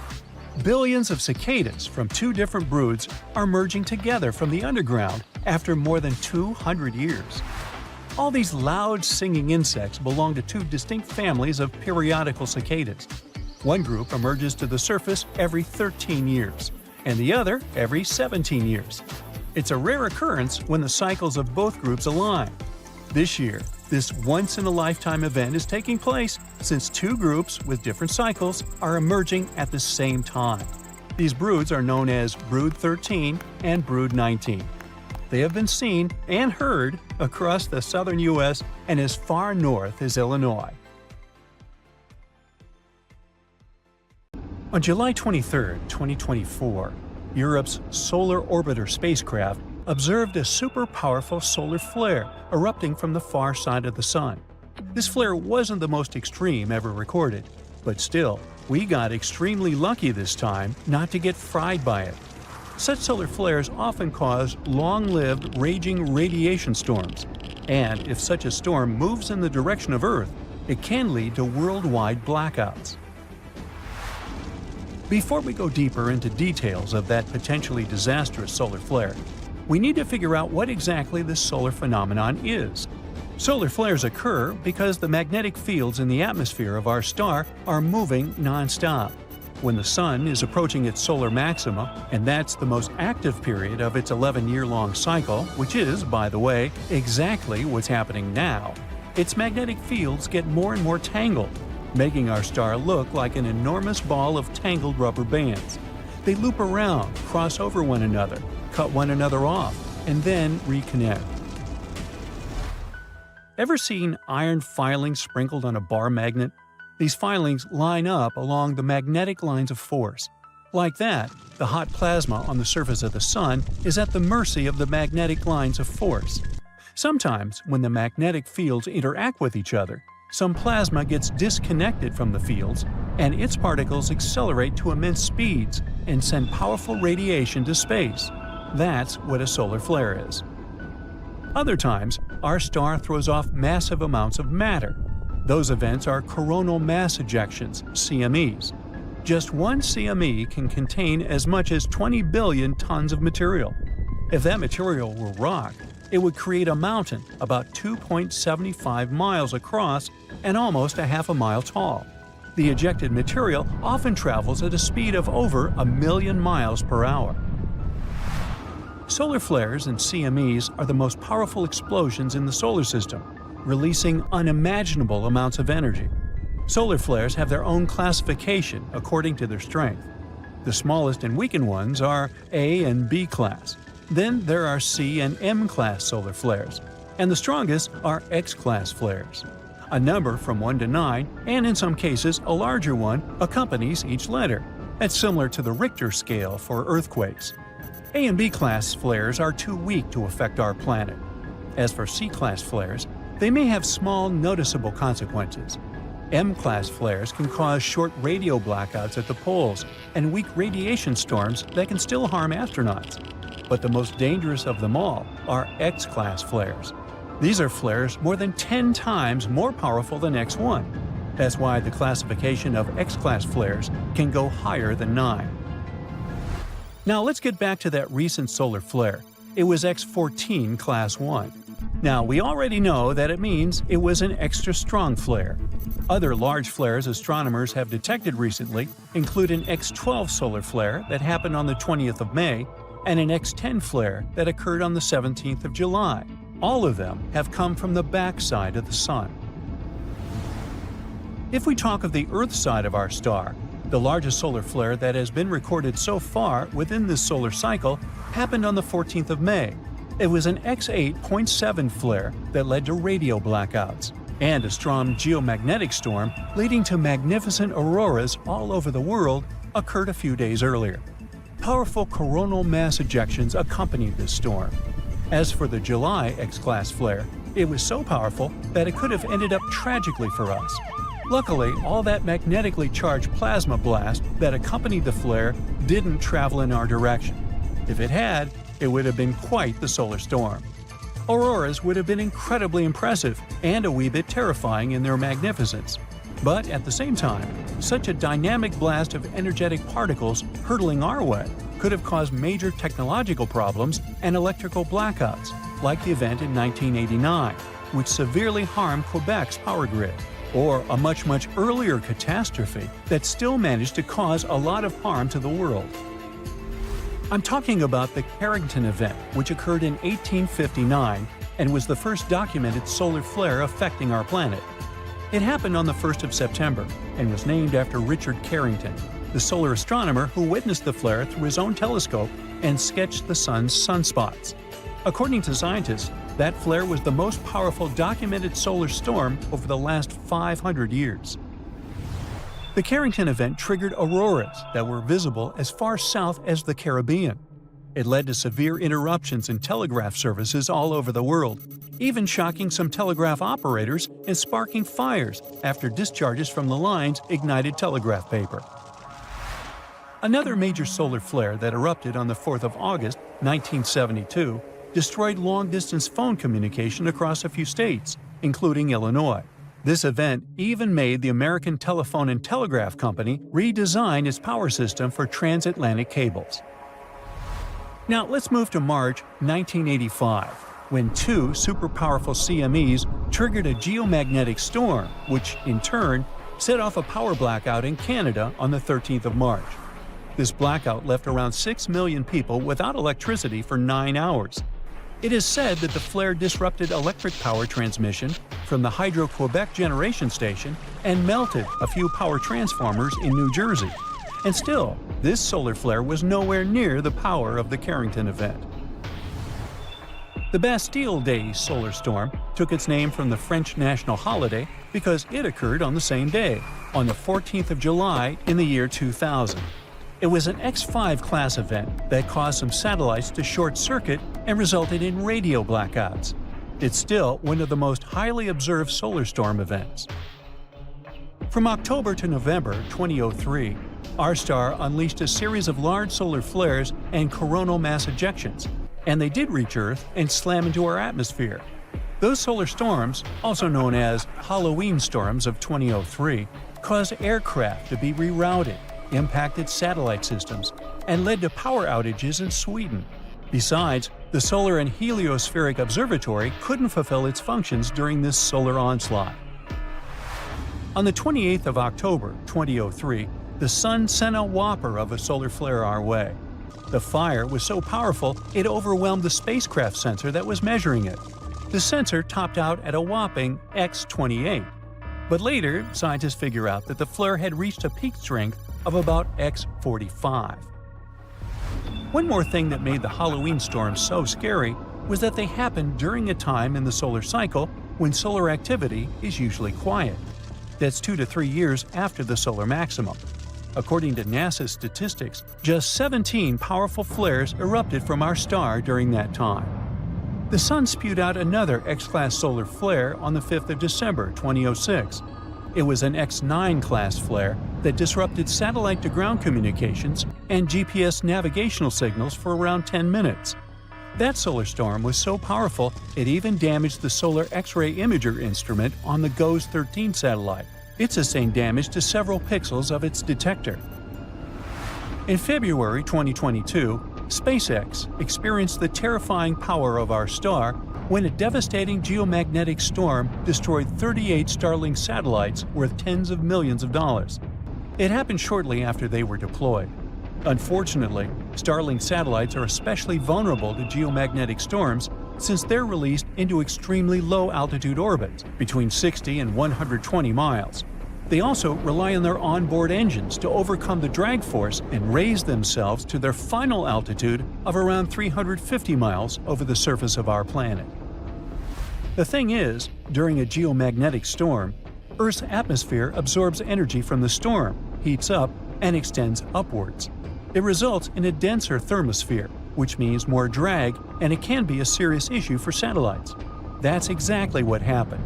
The batch of newly released Starlink satellites didn't manage to overcome the increased drag and started to fall back, eventually burning up in the atmosphere. A tsunami hitting major cities on or near the Mediterranean Sea and in the northeastern part of the Atlantic Ocean is not a matter of if, but when. It is scary and surreal to think that places like Cannes or Barcelona could suddenly get slammed by a huge wave, but the fact is, European coastlines are in active tectonic areas. Only about 10% of all tsunamis worldwide happen in the Mediterranean, and there have been at least 290 tsunamis in this area since 1600 before Common Era. Despite the relatively low number, this phenomenon has caused numerous devastating disasters throughout Europe's history. Back in 1755, an estimated 8.5 magnitude earthquake with an epicenter southwest of Cape St. Vincent triggered a tsunami that destroyed most of Lisbon, the capital of Portugal. About 40 minutes after the earthquake, this massive wave just slammed into the harbor in downtown, racing up the Tagus River. The phenomenon was so fast that several people on horseback had to gallop to higher ground to avoid getting carried away. And this was just the beginning of a nightmare, with 2 more terrifying waves hitting Lisbon right after.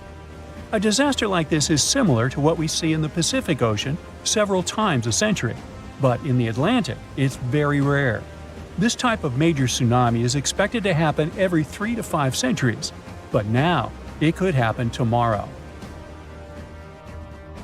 Marseille in France, Chipion in Spain, and other cities are on the list of important locations that could be flooded soon, with a roughly 100% chance of being hit by a tsunami in the next 30 years.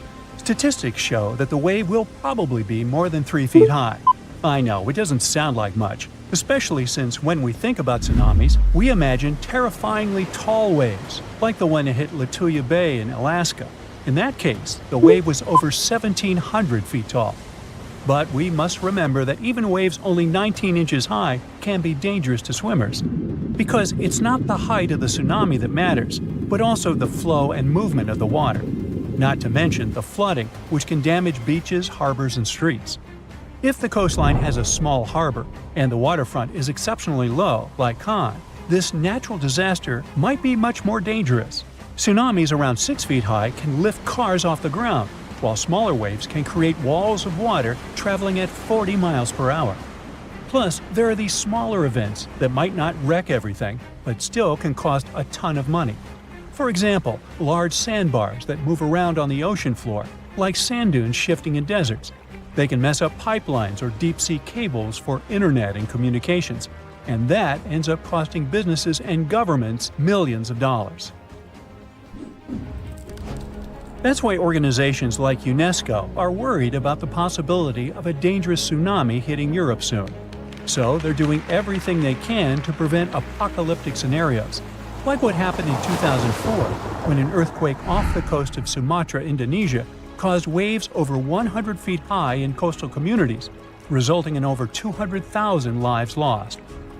And let's not forget about 2011, when an earthquake off the coast of Tohoku, Japan, triggered a tsunami that reached about 6 miles inland and caused a major nuclear accident at a power station along the coast.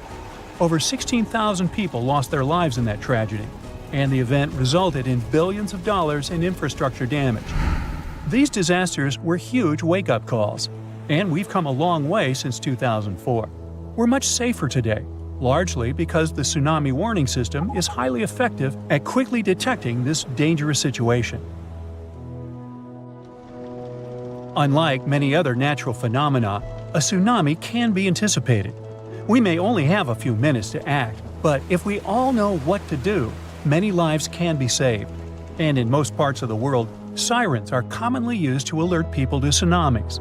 To sound the siren as early as possible, initial tsunami alerts usually rely only on seismic data. First, specialists receive information about an earthquake. Seismic waves travel about 100 times faster than tsunamis, so they have enough time to analyze the data and see if the earthquake might have generated a tsunami and whether they should issue an initial tsunami alert. At U.S. warning centers, for example, scientists typically issue initial alerts within 5 minutes of an earthquake. If a tsunami is suspected, these alerts may also include information about wave arrival times, recommended actions, and potential impacts. But sounding the alarm is not enough. To save lives, coastal communities also need to be trained to respond fast and in the best way possible. That's why UNESCO produced this program called Tsunami Ready, aiming to train people living in coastal areas at risk on how to act in case of a tsunami event by the year 2030. The idea is to help communities stay safe by teaching them how to protect their livelihoods and safeguard their homes. Being recognized as Tsunami Ready by UNESCO doesn't mean a community is tsunami-proof, of course. It's more like a recognition that they have adopted all possible measures to mitigate tsunami risks. So authorities are helping communities to prepare themselves by installing evacuation signs, establishing security procedures, and creating plans to warn tourists. Like Spain, which distributed tsunami warning signs along the entire coastline, as well as signs showing evacuation routes to higher ground. And Spain better be prepared. I mean, only 7 tsunamis have hit the country since the year 365, so it's difficult to predict the effects of such an event. But they could be devastating, considering that Spanish coastal areas are so economically important. There's also a danger zone in the Averroes Fault beneath the Barents Sea. If an earthquake happens at this point, people will have only 21 minutes to escape a tsunami. UNESCO has also established 12 tsunami warning centers, which cover Europe as well. This initiative involves 5 centers located in the Mediterranean and Northeast Atlantic regions. These centers can save thousands of lives because they monitor ocean disturbances 24/7. Then, after analyzing the threat, they send out messages based on the event's potential to cause a tsunami. The intensity scale ranges from no effect to completely devastating. And by that, they understand that nearly all brick buildings could be demolished by waves, and even the most reinforced concrete structures could suffer heavy damage. Now, so far, we have mostly talked about tsunamis caused by earthquakes along converging tectonic plate boundaries. In fact, earthquakes have accounted for over 80% of tsunamis since 1900. But tsunamis can also result from landslides, volcanic eruptions, and even meteorite impacts. Experts are also worried that with the current changes in climate, we might see more of meteotsunamis popping up in the Mediterranean. These ones are triggered by freaky weather conditions and can mess with any coastline that's got a shallow seafloor. They might not be as huge or famous as the earthquakes ones, but they can still cause significant property damage and put people in danger. For instance, in 2006, a meteotsunami struck the harbor of Ciutadella on the Spanish island of Menorca. Yachts were tossed into each other and later stranded on the harbor floor as the water receded, resulting in tens of millions of euros in damage. Unfortunately, meteotsunamis in the Mediterranean tend to be stronger during summer, so if you're planning to spend your vacation in Europe, stay alert for any signs of dangerous waves. If you suddenly encounter a tsunami moving in your direction, remember this is the time to react. Move to higher ground as far inland as possible. Pay special attention to any emergency alerts and information, and follow the guidance of local authorities. Most importantly, do not wait around taking photos. Leave the area as soon as you notice any signs of this danger event, or if you hear an official tsunami warning. Hey, stay safe. Well, we've been miscalling Uranus all this time. Actually, astronomers say we should be pronouncing it like Uranus, not Uranus. I can't say a different stress changes much, though. However, things could have been different. Initially, Uranus was supposed to have the majestic king-like name of George, because astronomers wanted to name it after King George III. In the end, they changed their minds, and now, well, it's the punchline of every joke. If you take the total cost of launching a mission and divide it by the weight of the cargo, you'll see some pretty mind-blowing figures. According to specialists, back in 2016, it used to cost $10,000 to send just 1 pound of cargo into space. But now, prices have gone through the roof. Cygnus spacecraft's cargo costs over $43,000 per pound, while SpaceX's new carriers come in at around $27,000 per pound. Remember how hard it is to pay $5 for water at airports? Now, a bottle of water in space would cost somewhere between $9,000 and $43,000, and that's only to have it delivered in space. Now, as for water in space, well, it used to be considered a super rare thing. But in reality, there's water ice all over our solar system, so you don't have to buy those overpriced $43K water bottles. It's hanging out there in comets, asteroids, and even in hard-to-see craters on Mercury and the Moon. We're not sure if there's enough water in these places to support colonies of people, though. Mars also has ice at its poles, hiding under the surface dust and frost. Even smaller celestial bodies, like Saturn's moon Enceladus and dwarf planet Ceres, have ice. NASA scientists think there might be a chance of finding life on Jupiter's moon Europa. There might be liquid water beneath its icy shell. Europa, even though it's a lot smaller than Earth, might have an ocean deep enough to hold twice as much water as all the oceans on our planet combined. In 2009, scientists exploring a massive cloud of dust and gas in the center of our galaxy stumbled upon a fascinating surprise. They found ethyl formate within the cloud. This chemical is responsible for the delightful flavor of raspberries and has a rum-like scent. Furthermore, another nearby region is brimming with ethyl alcohol, the same type found in many beverages. In fact, there is enough alcohol in this region to provide every person on Earth with 300,000 pints of beer every day for the next billion years. Now, believe it or not, we do have a black hole on Earth. The thing is, creating an in-lab black hole was a sort of indispensable thing to do. Studying black holes in real space remains a distant dream, so it was only possible to create one to experiment with in a lab. A group of scientists in the Netherlands wanted to explore the mysterious Hawking radiation theory proposed by the iconic Stephen Hawking. Using atoms to mimic an event horizon, they orchestrated electrons, causing a surge in temperature that resembled flat spacetime. As particles moved through quantum fluctuations, a ring of infrared radiation appeared around the lab-grown black hole, mirroring Hawking's idea. So, if you totally understood what I just said, could you please explain it to me? Now, it may sound insane, but you can totally be allergic to the moon. Long story short, it was the final Apollo mission, and they brought back more rock samples than ever before. Plus, they had the first and only pro-scientist on the moon, Jack Schmitt. He was a geologist, and his rock samples helped scientists learn more about the moon's magnetic field and volcanic history. During the expeditions, it became evident that Jack Schmitt was allergic to moon dust. The gritty, sticky powder clung to his suit and his skin, causing irritation in his sinuses, nose, eyes, and throat for a couple of hours after he took his helmet off. Meanwhile, neutron stars are extremely dense, being basically just a bunch of neutrons squished into a super small space. If you had just a teaspoonful of this stuff, it would weigh more than the entire human population combined. And to match the density of a neutron star, we'd all have to squeeze into the space the size of a sugar cube. No thanks. When it comes to outer space, we tend to think that Earth and the Moon are pretty close together. But in reality, you can actually squeeze all the other planets of our solar system between Earth and the Moon. The average distance between them is about 240,000 miles.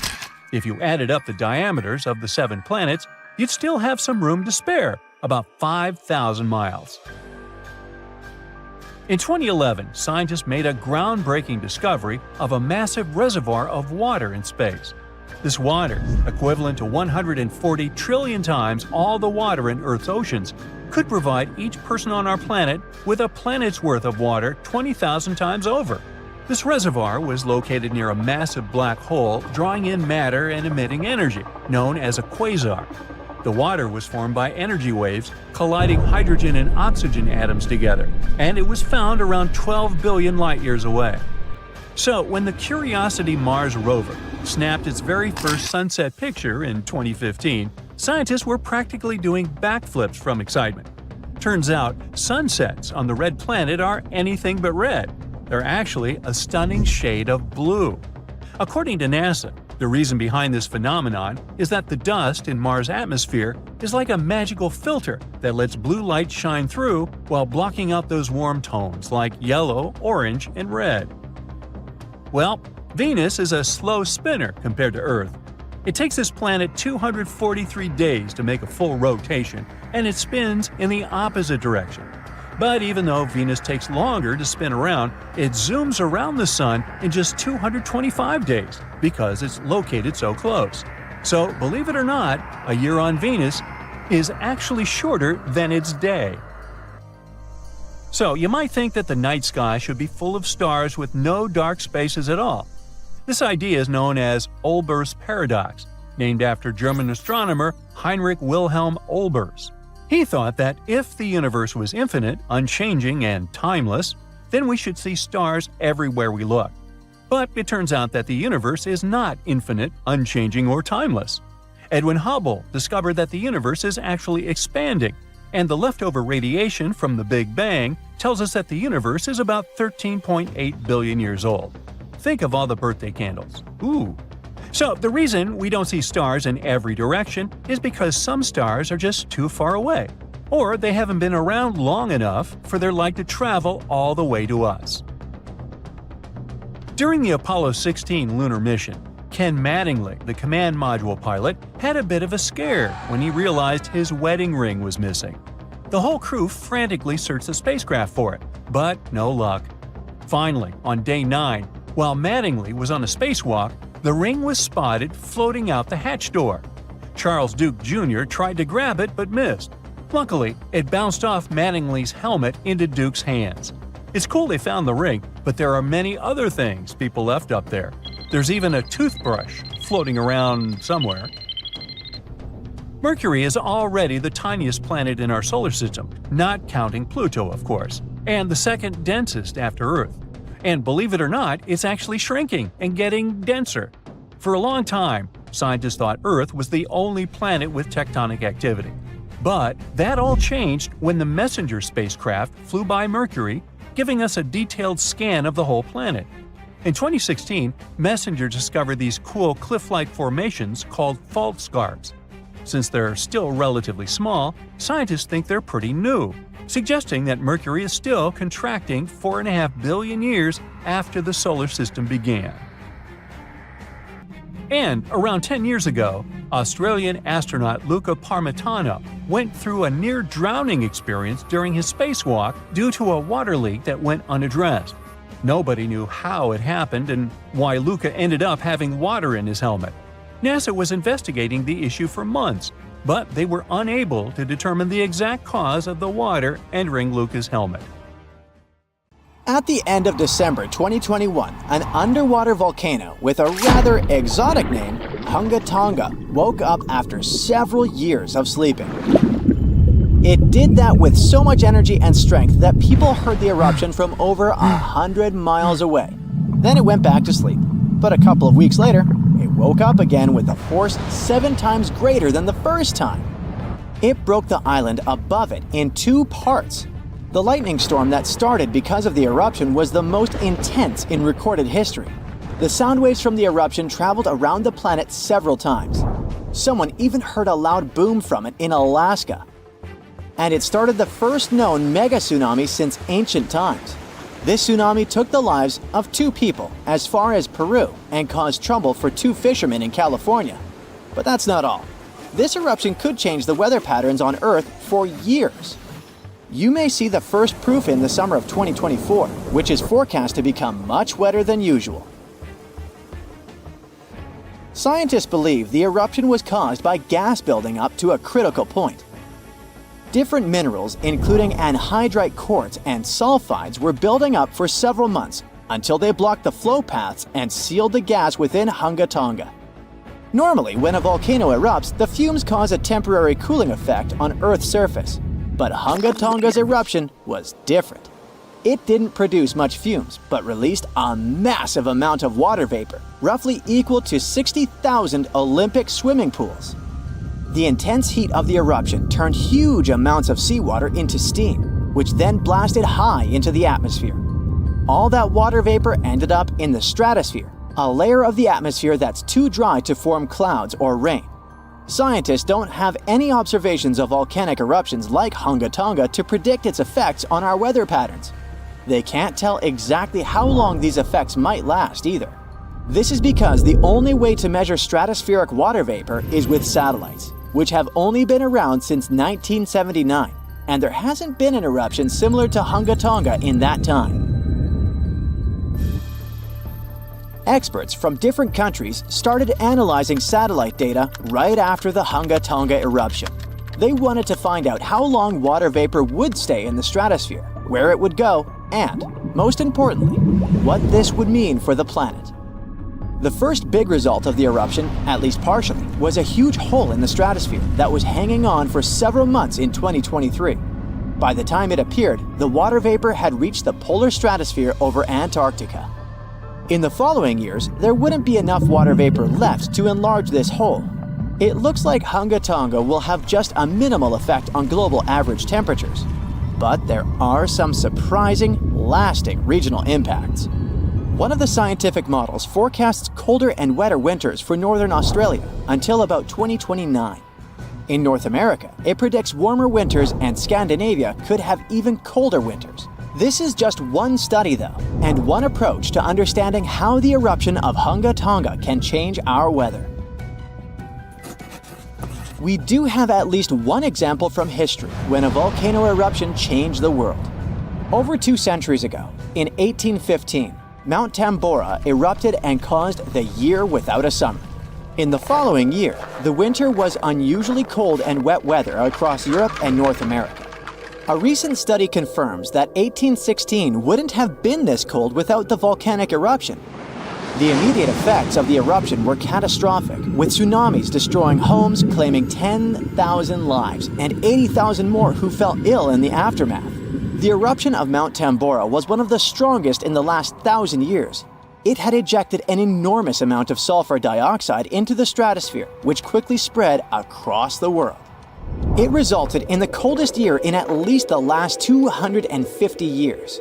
In May, frost wiped out most of the crops in New York, Massachusetts, New Hampshire, and Vermont. By June, heavy snow covered the ground in Albany, New York, and Dennisville, Maine, and New Jersey had 5 straight nights of frost. The cold continued into late summer, which should have been the harvest season. In July, lakes and rivers were still frozen as far south as northwestern Pennsylvania, and frost stayed in Virginia until late August. Temperatures would drop from above normal summer highs to near freezing within just a few hours. The weather was completely unpredictable. Prices of food skyrocketed. The cost of oats for horses, which were the main mode of transportation, also rose sharply. Some people believe this situation inspired Carl Drees to invent the bicycle in 1817 as an alternative transportation method. Tambora changed weather patterns completely for not just 1, but 3 years. The whole planet got colder, and as crops failed, probably at least 1 million people starved. Scientists don't have solid evidence of volcano eruptions that have taken more lives than Tambora. But the Krakatoa eruption in Indonesia in 1883 is far more famous than Tambora because information about it spread worldwide via telegrams and photos. Its final blast was the loudest recorded sound in history, and people could hear it on 10% of the entire Earth's surface. The eruption started a tsunami with waves about half as tall as the Statue of Liberty. Still, it was less powerful than Tambora's eruption. The island that once hosted Krakatoa disappeared in the eruption, but new eruptions began less than 50 years later and created the Child of Krakatau cone in the center of the caldera of the old eruption. The new volcano still comes to life from time to time. Mount Vesuvius's eruption, which took down Pompeii, is one of the most well-known volcanic disasters in history. It took around 2,000 lives, much fewer than Tambora. According to a famous Roman author of that time, the eruption lasted 18 hours. Pompeii was covered by a layer of ash and pumice that was thicker than twice an average human height. The nearby coastline also changed dramatically. In today's world, the after effects of volcanic eruptions are often more dangerous than the eruption themselves. Thanks to advances in technology, we can now predict volcanic eruptions more accurately and use safety measures like evacuations and flight cancellations. But there's still a lot of risk that changes in weather patterns and drought all over the world, especially in areas like India, East Asia, and East Africa that are affected by monsoons. Volcano eruptions can also have effects you wouldn't probably expect, like the evolution of dinosaurs. These guys were once the size of cats, waiting for their time to shine. It came around 230 million years ago. This time is known as the Carnian pluvial episode. Before it, Pangaea was a dry and arid supercontinent. But then, there were 4 major volcanic events that pumped huge amounts of carbon dioxide into the atmosphere. Global temperatures and humidity spiked because of it. These massive eruptions most likely happened because of the Wrangellia Large Igneous Province eruption in what is now British Columbia and Alaska. This prolonged volcanic activity created the right conditions for dinosaurs to blossom and diversify, and also for the rise of other groups, like modern conifers, ferns, crocodiles, turtles, insects, and early mammals. With higher temperatures and more rainfall, terrestrial plants have evolved, and humidity-loving ones have become dominant. Without those changes in the world, we could have a completely different natural history. There's some solid proof that volcanic activity has really changed the weather patterns back then. Scientists have found layers in the Earth's core that show different types of carbon. It means there were 4 massive releases of carbon dioxide into the atmosphere. The data on mercury and carbon together shows that the spike in mercury levels was thanks to a major volcanic event that affected the global carbon cycle and not just local eruptions. If you think you're safe from violent tornadoes because you aren't living in the tornado alley, you could be dangerously wrong. It's shifting to the east. It looks like we're about to see fewer single tornado days and more days with multiple powerful tornadoes. And because they're shifting into more populated areas, they could take more lives and ruin more homes. There isn't enough time to build infrastructure to protect everyone from this fast-moving danger. So the least you can do to save yourself is learn as much as you can about it. About 1,200 tornadoes hit the US every year. You gotta thank the unique geography that sets up the perfect conditions for it, especially in spring and summer. Winds from the Pacific drop moisture over the Rockies and become dry and cool as they move east. They collide with warm, humid air streams from the Gulf of Mexico over the flat terrain. And that's how unstable air and wind shear, which are the perfect conditions for tornadoes, are born. Historically, tornadoes were most common in Tornado Alley. This term was first used in the 1950s by two meteorologists as the title for their research project to study extreme weather in Texas and Oklahoma. Northeastern Texas and south-central Oklahoma are precisely the areas we think of when we talk about Tornado Alley. But in the past 10 years or so, it has shifted eastward by up to 500 miles. Now, eastern Missouri, Arkansas, western Tennessee, Kentucky, northern Mississippi, and Alabama see more tornadoes. The storms of early 2023 are great proof that this trend is real. A violent tornado hit Rolling Fork, Mississippi, and another outbreak caused huge damage in the new Tornado Alley. Data from the past 2 years shows that large tornado outbreaks with multiple twisters from a single weather system are also moving eastward and becoming more frequent and intense. The Tornado Alley is shifting eastward mainly because of supercells. Those strong thunderstorms with rotating updrafts create new tornadoes. Supercells form when warm, humid air near the ground interacts with cool, dry air higher up. You can say that we're living in the middle of a natural experiment. We see changes in the basic ingredients for severe storms. But we don't know how significant these changes are. Experts predict that supercell storms will become more frequent in the late winter and early spring and less common in the late summer and fall.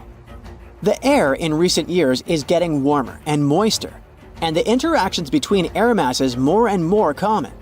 Experts explain that the atmosphere is becoming more unstable and the Gulf of Mexico sends more water vapor into the southeastern U.S. All these factors fuel the storms. Research also shows that the so-called dry line, which divides the wetter eastern U.S. from the drier western U.S., is shifting eastward too. This line has traditionally fallen along the 100th meridian, but has moved about 140 miles east since the late 1800s. This shift can affect where storms form, as the dry line works as a boundary for convection, where warm air rises and cold air sinks, fueling storms. Milder winters we've seen recently also mean more opportunities for unstable air masses to interact and form supercells earlier in the year.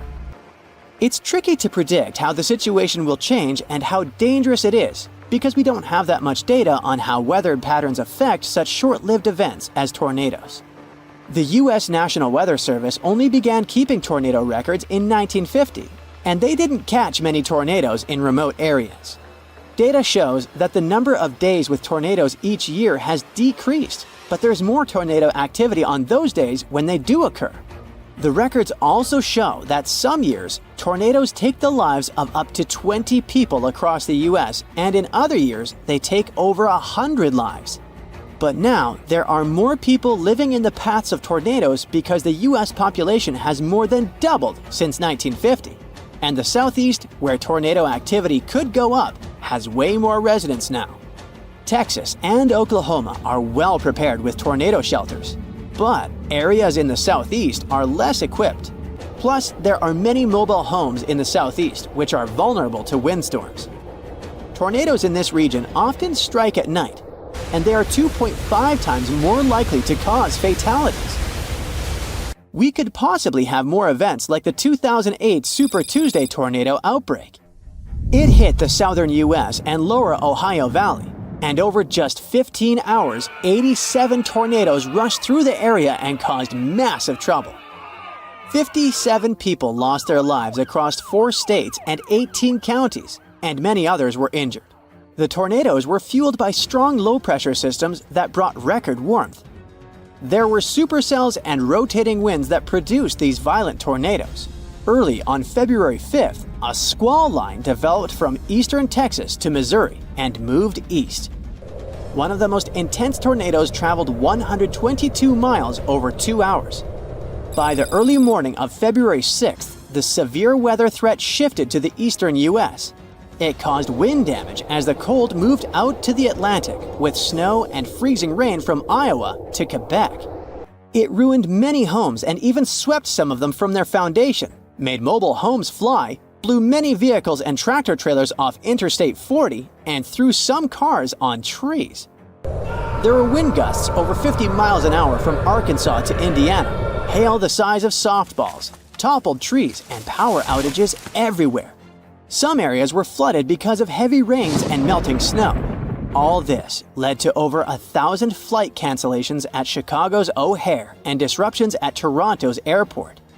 The data from scientists can help new areas of the U.S. prepare for more tornadoes coming their way.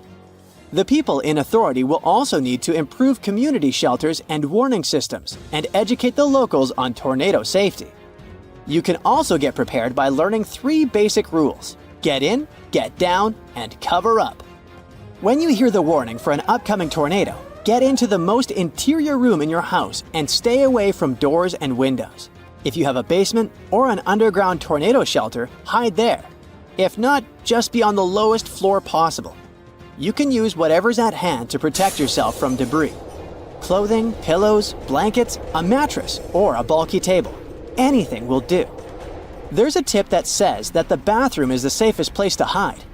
It makes sense because those are mostly right in the center of homes.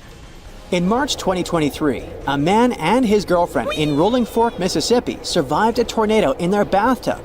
It got thrown into the air but landed safely amid the wreckage of their mobile home.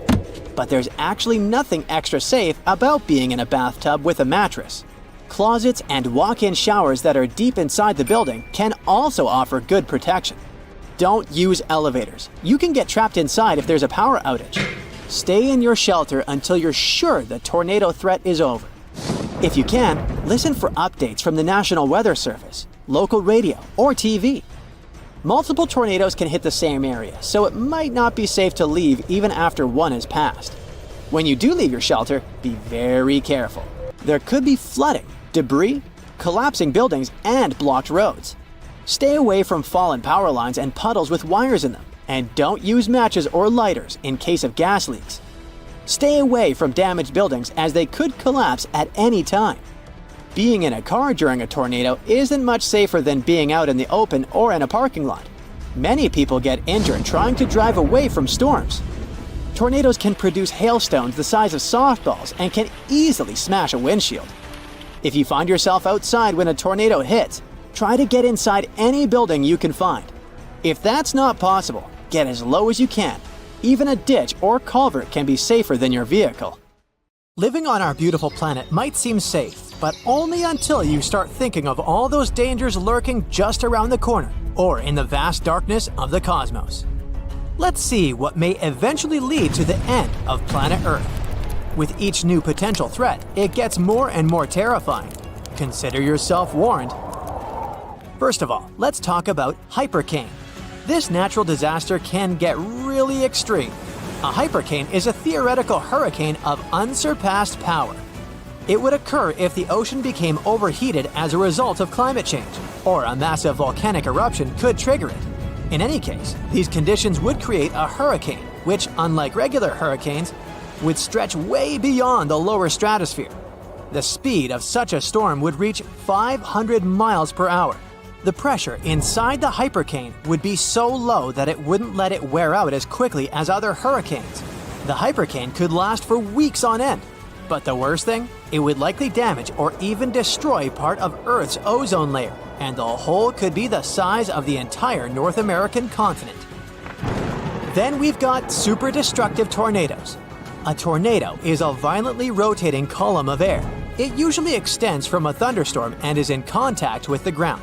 Inside a thundercloud, warm, humid air rises upward and cool air falls down along with rain or hail. Such conditions can lead to the appearance of spinning air currents inside the cloud. Interestingly, these air currents start out horizontal, but at one point they can become vertical and drop down from the cloud, becoming a tornado.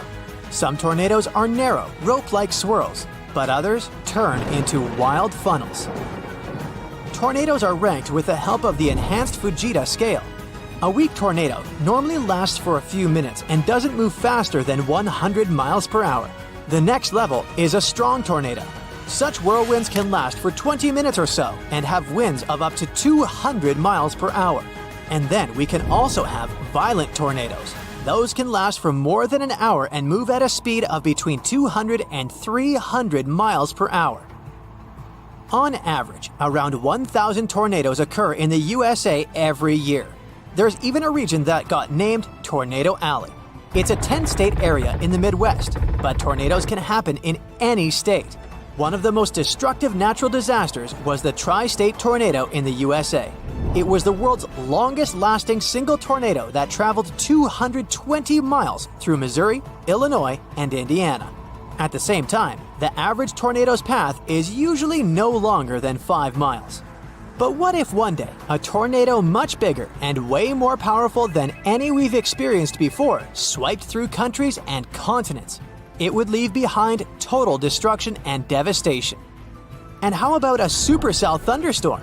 It's the least common type of thunderstorm, but it's the most dangerous. It's likely to cause severe weather, damaging winds, very large hail, and even violent tornadoes.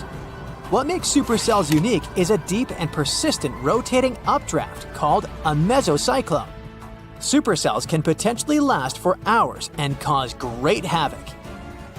An asteroid impact could end all forms of life on Earth too. If a space wanderer was large enough, it could cause widespread devastation, like it happened with the 9-mile-wide asteroid from 66 million years ago. It's rumored to have destroyed 3/4 of the planet's plant and animal species, including dinosaurs. Depending on the asteroid's size and the speed of its approach, the impact could lead to massive fires, tsunamis, and the eternal winter effect. It happens when the debris ejected into the atmosphere blocks sunlight and disrupts the global climate.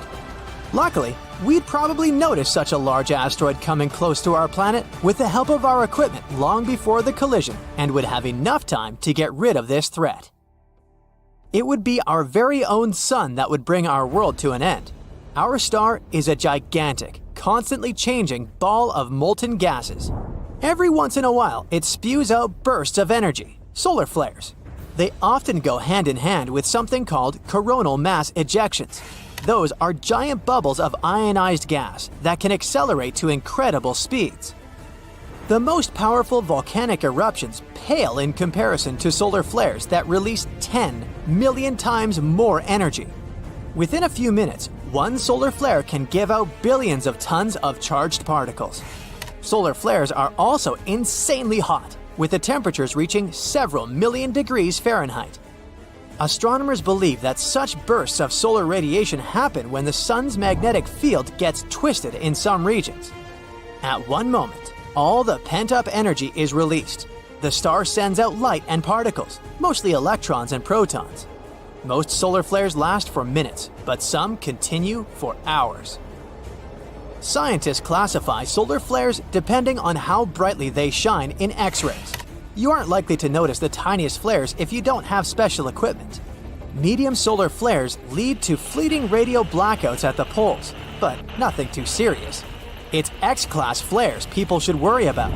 They cause the strongest and longest-lasting solar storms. Now, if you had gamma-ray vision, you'd be able to see immensely bright flashes. They occur every day, outshine everything around you, and then disappear again. Those flashes are gamma-ray bursts. One of them could wipe out Earth's atmosphere. The flash that might ruin our planet would most probably be born in a faraway galaxy during a merge of two collapsing stars. It would be immensely powerful and super bright. Still 1,000 light-years from Earth, it'd already shine as bright as the sun. Our planet's atmosphere would try to protect us, but its natural shield wouldn't last. The radiation would be so powerful that it would literally cook the atmosphere. It would create nitrogen oxides that would destroy the ozone layer. Without this layer, ultraviolet rays coming from the sun would be hitting Earth's surface at full force. They would wipe out tiny plankton in the ocean. But these plankton produce from 50 to 70% of all oxygen in the world. So, with their disappearance, there would be a severe lack of oxygen, which would lead to the disappearance of life on the planet. In the end, the heat and ultraviolet light coming from the sun would turn the planet into a huge chunk of rock. And what if we came across a wandering black hole? You might know that a black hole is a region in space where gravity is so powerful that not even light can escape its clutches. Luckily, the nearest to us black hole is 1,500 light-years away. It seems that we have nothing to worry about until we learn about wandering black holes. Now, things definitely get way creepier. If such a black hole entered the solar system, Earth would be doomed.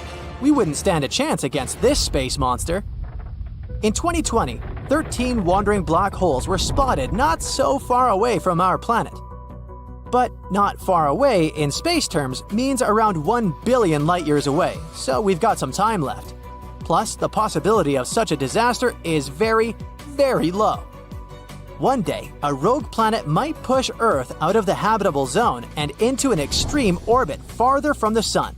Then, the climate all over the planet would start getting colder and colder. Don't forget that the farther our planet is from the sun, the weaker the star's gravitational pull on our planet is. In the end, our beautiful Earth would get too far away from its main source of light and heat. It would turn into a lifeless piece of rock covered with a thick layer of ice. Or the sun might expand and turn into a red giant. If it happened, it would change the entire habitable zone of our solar system. The disaster would start with our star running out of hydrogen in its core. This would trigger a chain of reactions, which would eventually lead to the core of the sun heating up and getting denser. As a result, the sun would get way larger than it is now. During this transformation, the sun would swallow Venus, Mercury, and Earth. As with many other crazy internet discoveries, it all kickstarted on Reddit with a wild post about wicked forest designs.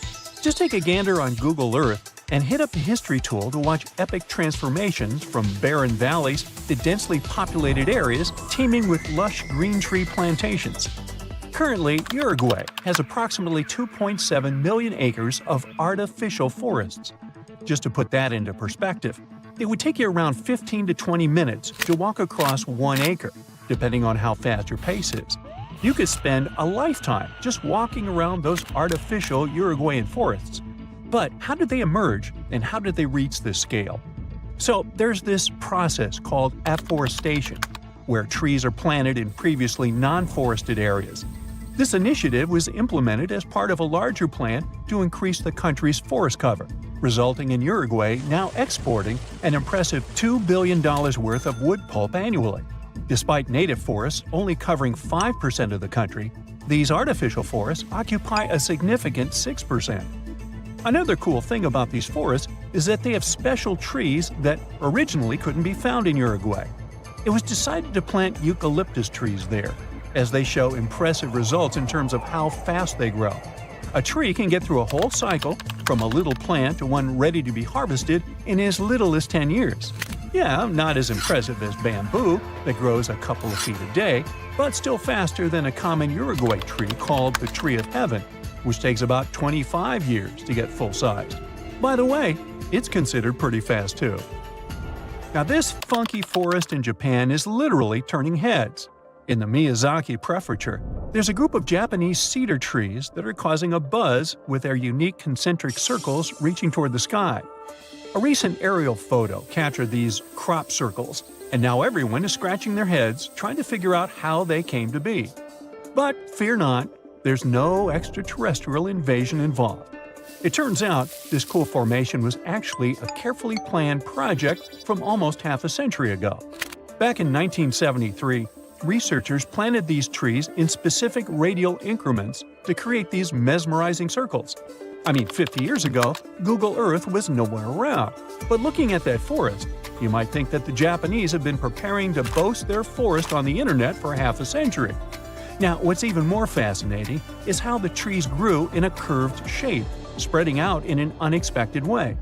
Originally meant to be harvested after 5 years, there's now talk of preserving this circular forest because of all the newfound interest. Now, look at this portal in the forest. There's no way it could have emerged naturally, right? If your first guess was that it was a piece of contemporary art, you were right.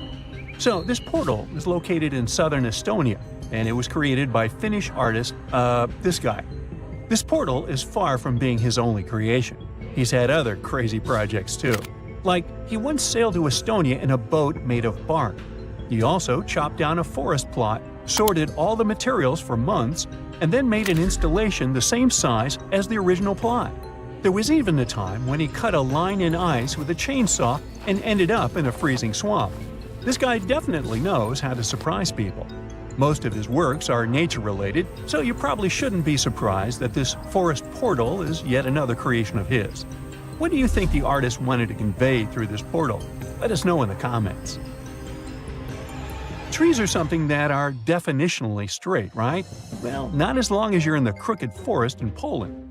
Near the ground, the trees there bend sharply to the north, then magically straighten back up after a little detour of 3 to 9 feet. It's like they're doing the limbo, but with trees. The mystery of how these trees ended up swerving like they're on a roller coaster is still unsolved. Some think humans might have intervened to create some funky furniture or boat-building material, while others blame it on a wild snowstorm. Nobody knows for sure. Regardless of how they got this way, the Crooked Forest is a hot spot for tourists and nature lovers. If you ever come to Poland, make sure to visit this nature's wonder. Welcome to the Goblin Forest, a magical section of East Egmont that will make you feel like you've stepped into a fairy tale.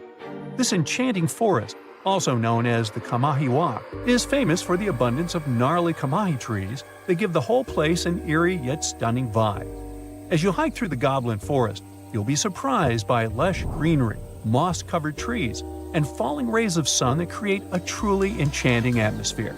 It's a photographer's dream come true.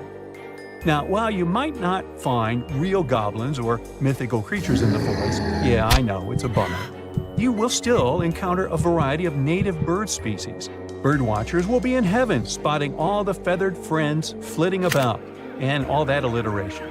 Plus, if you're lucky, you might even catch a glimpse of glowworms lighting up the trails. With a network of well-maintained hiking trails suitable for all fitness levels, the Goblin Forest is the perfect destination for adventurers looking for a magical experience in nature. So, grab your hiking boots and get ready to explore this enchanted forest of wonders. Monteverde Cloud Forest in Costa Rica is not your typical forest adventure. Think of high-flying suspension bridges and trails above the treetops.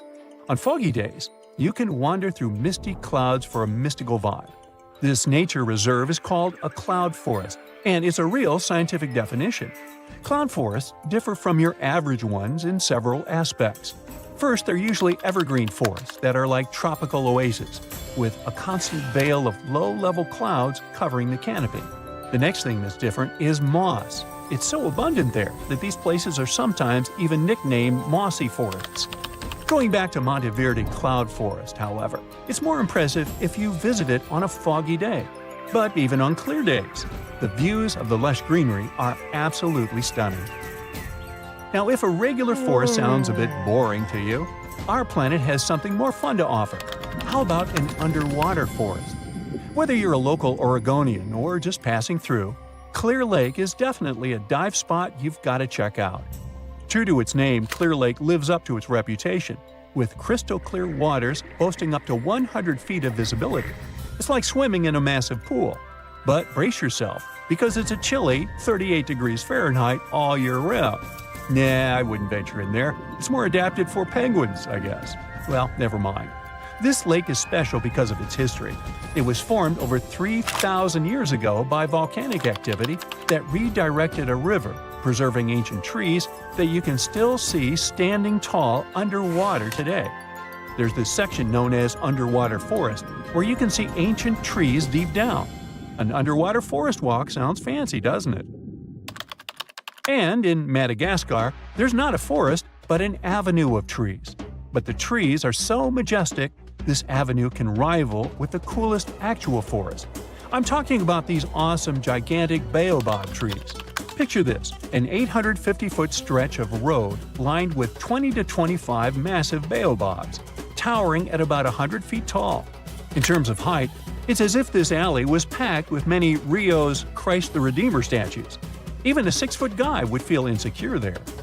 And if you venture just 4 miles away, you'll find the baobab amaru, 2 baobabs that grew twisted together like a love story. Legend has it that they represent an impossible love between 2 young villagers who dreamt of a life together. Now they stand there, intertwined for eternity.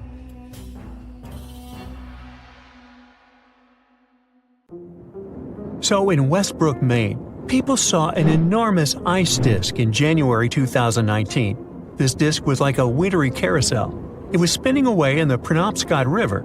Residents called it everything from an icy lazy Susan to a frozen spinning wheel. It was estimated to be around 300 feet wide, which made it one of the biggest ice disks ever seen. Weirdly, the spinning ice disk notion isn't new. They've shown up in places like Russia and Washington before. They were almost always a perfect circle. So why do they happen? Well, some scientists in 1997 thought it was because river water created a whirlpool effect around a chunk of ice, smoothing it out to be perfectly circular. Yet, in 2016, other scientists claimed that river currents helped these disks get started, but temperature changes kept them twirling. Warmer water makes the ice melt and sink, creating a vortex that keeps the disk spinning. The warmer the water, the faster it spins. Ever heard of the Hestilin lights of Norway? They aren't the same as northern lights. Think of these lights as glowing balls. They have been seen since at least the 1930s. These luminous wonders show up in all sorts of colors and shapes. Sometimes they flicker, and other times they just chill in the air. The Hestilin lights can show up 10 to 20 times a week. They appear both during the day and at night. They can last for just a few seconds or hover for over an hour. Interestingly, nobody has a clue about what exactly they are. The efforts to understand these lights include Project Hestilin, started in 1983, and later projects like the Triangle Project. Despite ongoing research, there's no consensus on the origin of the lights. Some suggested explanations include misperception of celestial bodies, aircraft, or mirages. One theory ties the lights to airborne dust from mining, while another mentions plasma, formed by ionized air and dust during radon decay. Okay. Ringing rocks is a cool geological thing you probably didn't know about, and it's our next stop on the Mysterious Natural Phenomena Tour. You can find them in Bucks County in the U.S. If you give these rocks a hit with a hammer or another rock, they start ringing. Scientists have been studying them, but the mystery remains. There are different hypotheses about this one too. Things like the size and shape of the boulders and how they're stacked can affect the sounds they make. But that alone doesn't give them the ability to ring. Even though the sound is often described as metallic, it's likely because of the rock's density and internal stress, not just its iron content. A scientific experiment from the 1960s suggested that the ringing ability came from some internal stress, not external weathering. The live rocks, found in the middle of boulder fields, showed expansion or relaxation after being cut, indicating internal elastic stresses. A slow weathering rate in dry fields could cause these stresses. The relic stress theory suggests that these boulders act like guitar strings. A de-stressed boulder gives a dull thud, but a stressed one resonates at different frequencies. The boulders can still ring when removed from their fields, leading to myths about stealing them. Most fields are now cleared of smaller ringers, and breaking large boulders stops the ringing. Large equipment is needed to move the remaining small ringers, weighing over a ton. Now let's talk about the Naga fireballs. They only show up along the Mekong River in Asia. These picky fireballs hang out in just a 155-mile stretch of the river. The reddish glowing balls rise naturally from the water into the air. Their scope ranges from small particles to the size of a basketball. The reported number of fireballs varies from tens to thousands per night. They can be spotted all year round, but they seem to go wild during the full moon in late autumn. Why? Well, that's just another one of their little mysteries. Some have tried to explain the phenomenon scientifically. One theory suggests that flammable phosphine gas from the marshy environment could be the cause. However, skeptics argue that spontaneous ignition isn't likely to be the reason. Another scientific explanation involves free-floating plasma orbs created when surface electricity is discharged into a solution. Still, these typically occur in controlled settings during experiments, and not naturally. We can carry on with ball lightning. It's a super rare thing, a glowing ball that shows up in the air. It likes to make an appearance close to the ground during thunderstorms, hanging out with regular lightning. It can be red, orange, yellow, white, or blue, and it's often accompanied by a hissing sound and a funky smell. This flashy sphere of light is a quick show. It lasts just a few seconds, zooming around, and then poof! It's gone, sometimes quietly, sometimes with a little pop. Ball lightning might seem like a troublemaker, but it's usually harmless. Sure, it's been known to burn or melt stuff on occasion, but it's not out to get us. Scientists aren't entirely sure why it happens or how it's related to regular lightning. People have been tossing around ideas like weird air or gas behavior, high-density plasma stuff, or even a vortex of glowing gases. Even microwave radiation trapped in a plasma bubble is on the list. But don't get it confused with bead lightning. That's a different one, more like a string of beads. And it happens when a bolt of lightning sticks around for a good chunk of a second. Shh! We're now at the Mapimi Silent Zone. It's a spot near this place in Mexico. The story goes that in this desert patch, you can't pick up any radio signals or talk to anyone. In July 1970, a rocket from Utah went off course and landed here. It was carrying some sort of cobalt. Authorities had to haul away tons of soil from the crash site. Now, thanks to the cleanup, the Silent Zone is wrapped up in myths. People talk about weird magnetic stuff, messing with radios, and about plants and critters going through mutations. Well, locals go with it, boosting tourism in the region. Alright, we can now talk a bit about the Sun. Well, it's not just a big ball of fire. It's got an outer layer called the corona. Think of it as an invisible sun jacket made of gases. You usually can't see it because the sun is super bright. But there's a trick. During a total solar eclipse, when the moon slides between us and the sun, the corona shows up, all glowing and white. The corona is scorching hot, even hotter than the sun's surface, which is kinda weird. Scientists are on a mission to crack this heat mystery. They found something called heat bombs shooting from the sun into the corona, exploding and warming things up even more. But that might be just one piece of the puzzle. You see, the sun's surface is like a playground covered in magnetic fields. These magnetic fields create cool shapes on the sun, like loops and streamers. Special telescopes help us see these cool patterns up close. The corona stretches way out into space, and from there, it sends out the solar wind that moves through our solar system. Its particles are so speedy that they escape the sun's gravity. So, there's this cool spot called Kuala Sangalore Beach that you can only check out when the tide is low. The timing changes every day, and you can't get there when the tide is high. Most of the time, it's hiding under the sea, not even on the map. But when the tide's just right, bam, it pops up. Kind of like Malaysia's own version of Salar de Uyuni.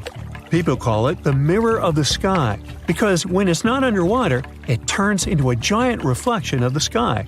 An awesome spot for cool Instapics. Besides being a sweet travel spot, it's also home to a bunch of marine life, like sea and baby clams that live all over the sandy shores. The sea is kind of rough today. Nothing special, but still, you have that sinking feeling in your stomach. Call it a sense of foreboding. Something bad is going to happen, and then you hear terrified shouts. You turn around and see a giant wave, much higher than the one surrounding it. Is it a tsunami? That's true. When people think of frightening, destructive waves, tsunamis are the first thing to come to mind. But the one that is going to crash against your ship has a different nature. It's a rogue wave. Both tsunamis and rogue waves can lead to catastrophic consequences, but the difference lies in what causes these walls of water and where the destruction they bring about occurs. So, imagine a giant 60-foot tall wave rolling over your ship. It's a miracle that the vessel doesn't sink. This massive wave, a rogue wave, seems to have appeared out of the blue, very suddenly and unexpectedly. But however mysterious, solitary, and ominous rogue waves may seem, they're actually not that rare. Now, imagine the average room in your house. The ceiling there is likely 8 feet high. A typical 2-story house is somewhere between 20 and 30 feet high. And the Statue of Liberty is 111 feet tall if we measure it from the toes to the top of the head. Now you have something to compare rogue waves with. The largest of such waves can reach a height of 50 to 90 feet. To be considered rogue, a wave must appear seemingly out of nowhere and be higher than other waves in the area. But how much higher is still under debate. Some experts think it should be at least twice as high as other large waves in the area, while others disagree. Rogue waves are also steeper than regular waves, which normally take the form of massive swells. This allows ships to maneuver up and down such waves, even when they're really high. A rogue wave, however, looks like a wall of water, and since it's steeper than other waves, it slams into a ship with enormous force, sometimes breaking over the vessel.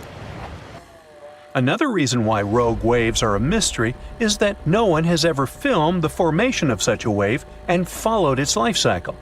There are several photos of rogue waves, but for many centuries, the only evidence of their existence was legends and stories told by sailors who survived them.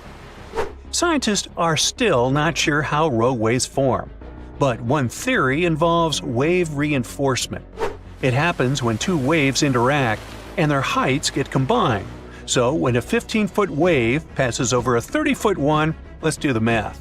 It results in a short-living 45-foot wave. But rogue waves can occur not only in the ocean. On November 10, 1975, on Lake Superior, a group of 3 rogue waves, also known as the Three Sisters, might have sunk the SS Edmund Fitzgerald, an American Great Lakes freighter. The ship and the crew members were lost in the catastrophe. The waves followed each other too closely, so the ship couldn't recover and shed the water from the first wave before the following one struck. The captain of a ship that was not far from the Fitzgerald reported that his vessel had been hit by 2 30 to 35-foot waves. These waves, likely followed by a third one, then moved further in the direction of the Fitzgerald and might have caused the sinking. Now, let's wave bye-bye to that, and let's move on to tsunamis. It is an extremely dangerous natural disaster. It's very different from rogue waves.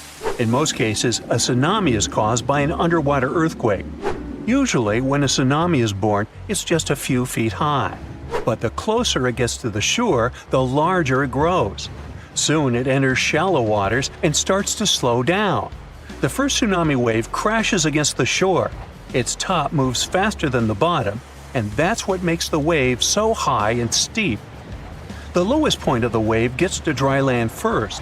In the process, it creates a vacuum effect that pulls the water away from the coast, bearing the harbor and seafloor. Those who recognize this first sign of an approaching tsunami still have a chance to save their lives.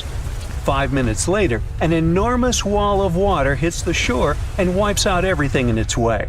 But it's not just a single wave, there are many. This phenomenon is called a wave train. How fast this train is traveling depends not on how far it is from the source of the waves, but on the ocean depth. Tsunamis can move as fast as a jet plane in the middle of the ocean, but once they enter shallow waters, their speed drops. The first tsunami wave isn't usually the strongest, but lots of people don't know it and make the grave mistake that sometimes costs them their lives. After the first wave is gone, they relax and believe the danger is over. That's why the next waves, much bigger and more powerful, catch them off guard. Now sometimes a tsunami comes as a torrent of foaming water. At other times, it makes the sea withdraw, leaving behind stranded fish and overturned boats. Also, if you spot a slight rise in sea level, it might be the sign of an approaching tsunami. The incoming water is the first tsunami wave. The second one can be even larger, and it comes sometime later. You can also notice seawater bubbling, swirling, and creating bizarre patterns. It's another sure sign a tsunami is near. Repeated wave surges can also warn you about a tsunami.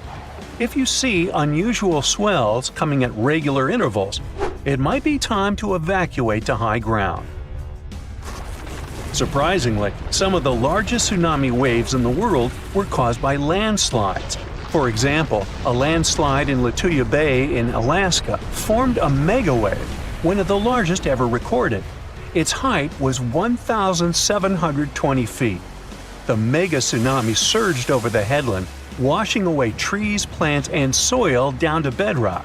The wave reached more than half the height of the Burj Khalifa, the tallest construction in the world.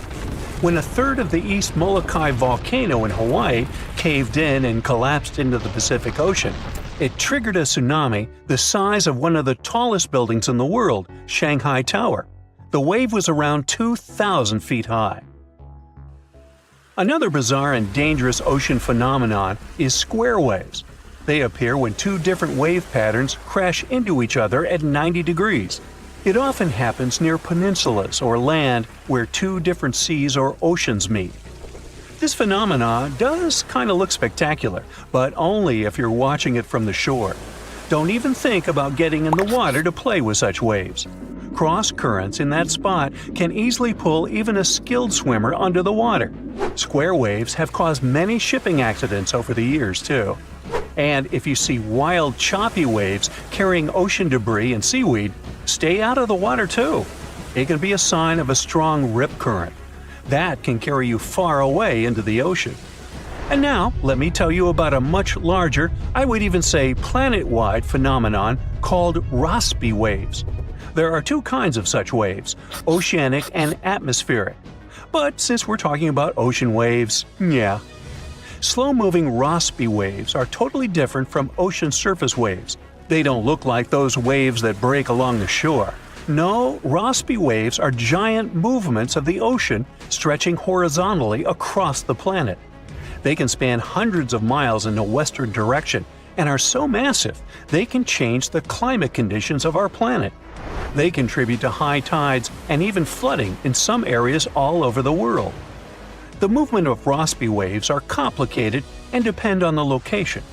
For example, in the Pacific, waves that are closer to the equator take from a few months to a year to travel across the ocean.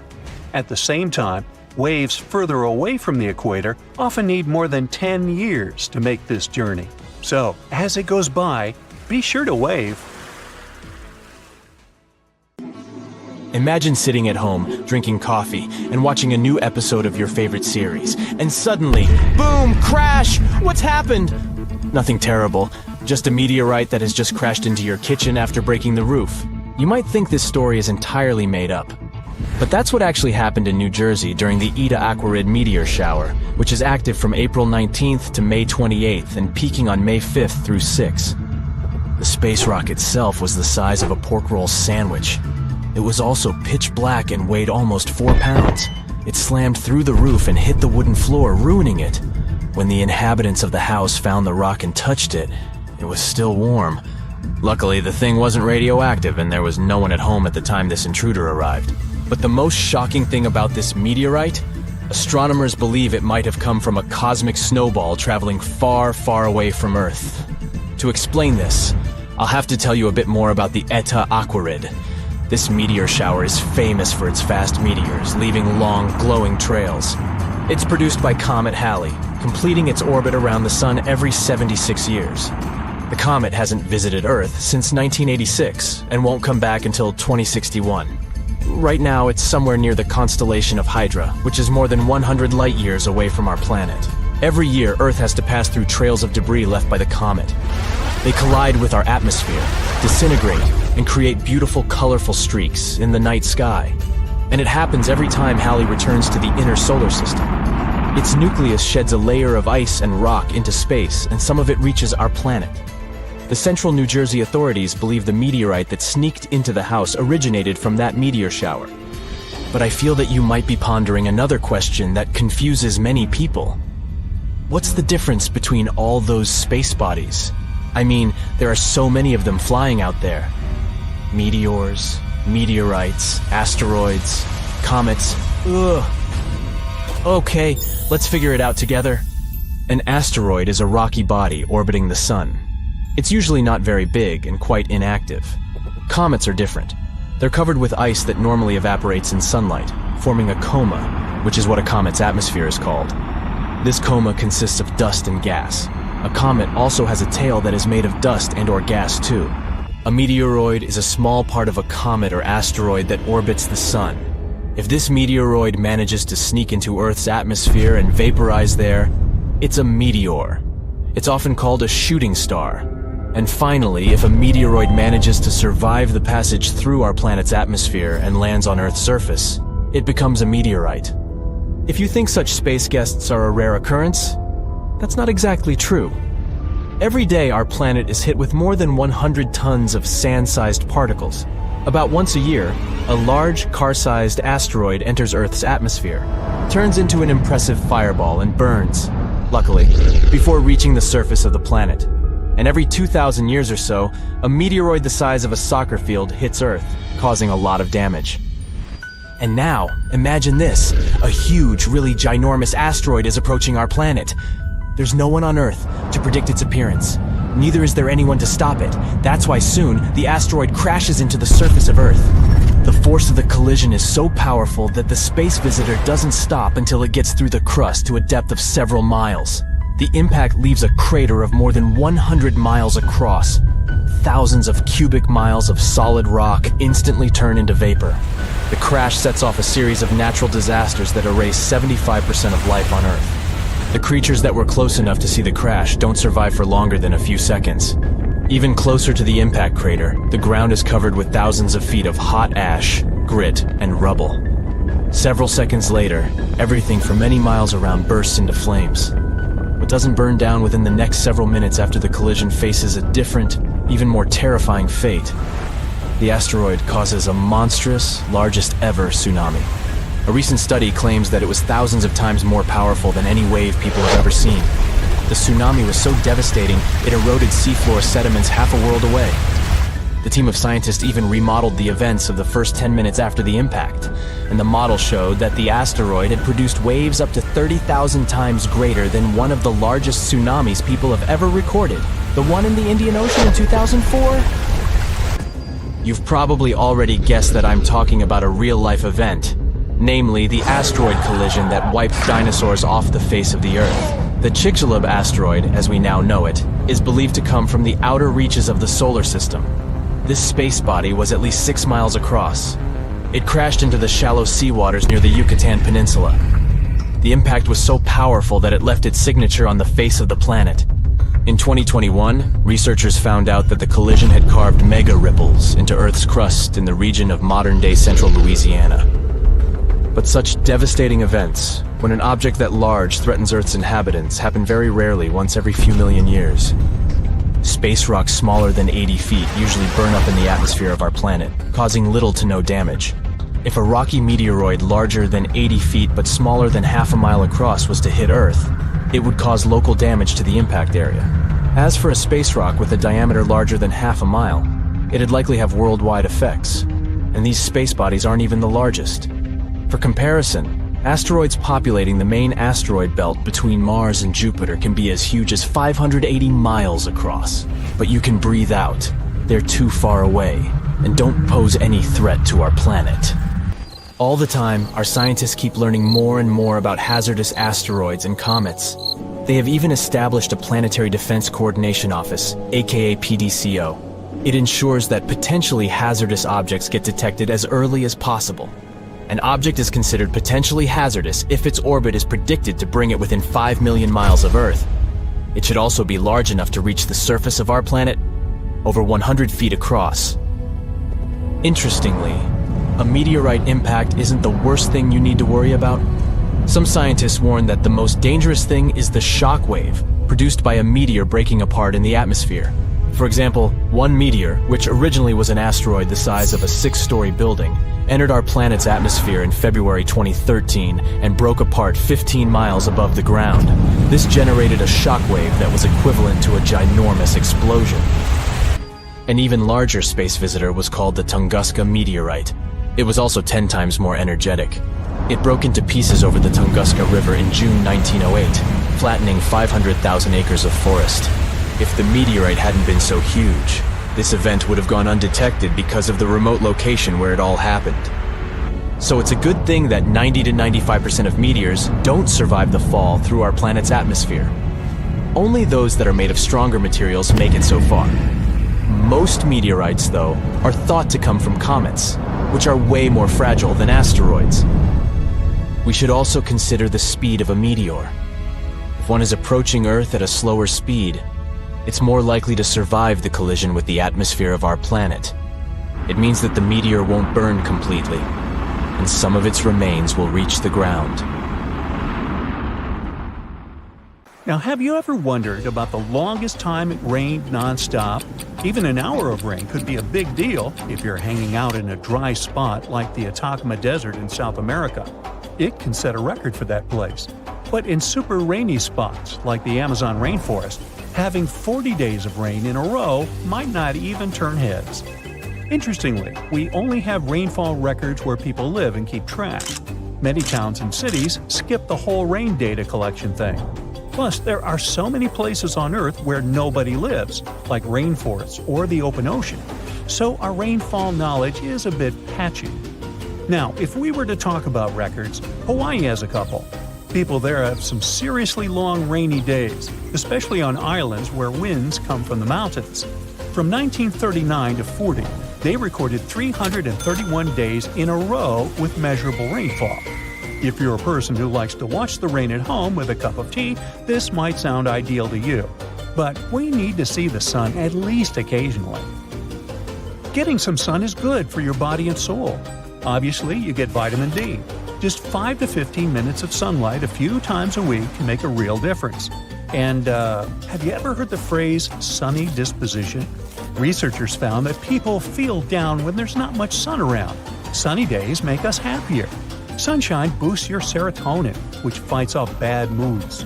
That sunny serotonin isn't just for your mood, it also helps you sleep. And it's also a heart assistant. When the sun hits your skin, your body releases something called nitric oxide, which chills out your blood pressure. Healthy blood pressure means a healthier heart. Now, go tell that to the people who had to go through 881 consecutive days of rain. Yeah, the record was set almost 3 full years of rain. This happened from 1913 to 1916 in Hononumomaki, Hawaii. It rained like there was no tomorrow because the region is a tropical rainforest. How do clouds make rain? Well, rain happens when damp air goes up into the sky and gets a bit chilly. As this air cools down, tiny water vapor molecules huddle up, forming super small droplets that look like a fluffy cloud team. Now, inside these clouds, things get playful. The air moving around can sometimes make these droplets bump into one another and get bigger. Then they can turn into ice crystals high up in the clouds where it's chilly. These little ice buddies get heavy enough to take a tumble down, melting in the rain on the way to the ground. Now, there isn't just one type of rain. Raindrops can come from all kinds of storms. Thunderstorms show up, make a splash, and then they're out. They can dump a ton of rain in no time. Other storms, like winter storms, are more laid back. They stick around for days and dish out gentle rain or even snow if it's cold enough. Usually, the weather switches between moods. It's nature's way of balancing things out. After stormy weather, the sun comes out, the air dries up, and we get to enjoy some clear skies. But things can get interesting if you're in a place with mountains near the ocean. When moist air hits the mountains, it's forced to climb over them, creating rainfall lasting sometimes for weeks. What if I told you there was a time on Earth when rain fell continuously for 2 million years and completely reshaped the planet's destiny? At the end of the Permian era, around 234 million years ago, I wasn't around then, but I read about it, the Triassic period began, marked by the onset of an extended period of rainfall. This phenomenon is now called the Carnian pluvial event. Well, that's what they decided to call it. Recent studies supported by evidence suggest that it didn't reshape the planet in that sense, and that it was triggered by coal combustion. The rain wasn't continuous either, so we just debunked a myth here. Woohoo! Next, we have columnar jointing. This is the fancy term for groove patterns that form in lava flows, sills, dikes, and other rocky stuff. These lava creations come in all shapes and sizes. Most are seen as straight, parallel columns. Some have curves and varying widths. They can be as high as 1,181 inches. I'll save you the math. It's roughly 98 feet. The columns are formed by pressure and the cooling process. As lava becomes cooler, it shrinks and forms cracks. Once a crack starts, the lava moves around. These cracks expand to the surface of the flow. Water sneaks into the cooling lava, making it chill down fast starting from the surface, leaving its mark in those patterns. Devil's Postpile in California is a must-visit place if you want to see columnar jointing. But hey, they're found all around the world. Let's raise our heads to the sky to see something magical. Fire rainbows, also known as circumhorizontal arcs, look like flames dancing above the clouds.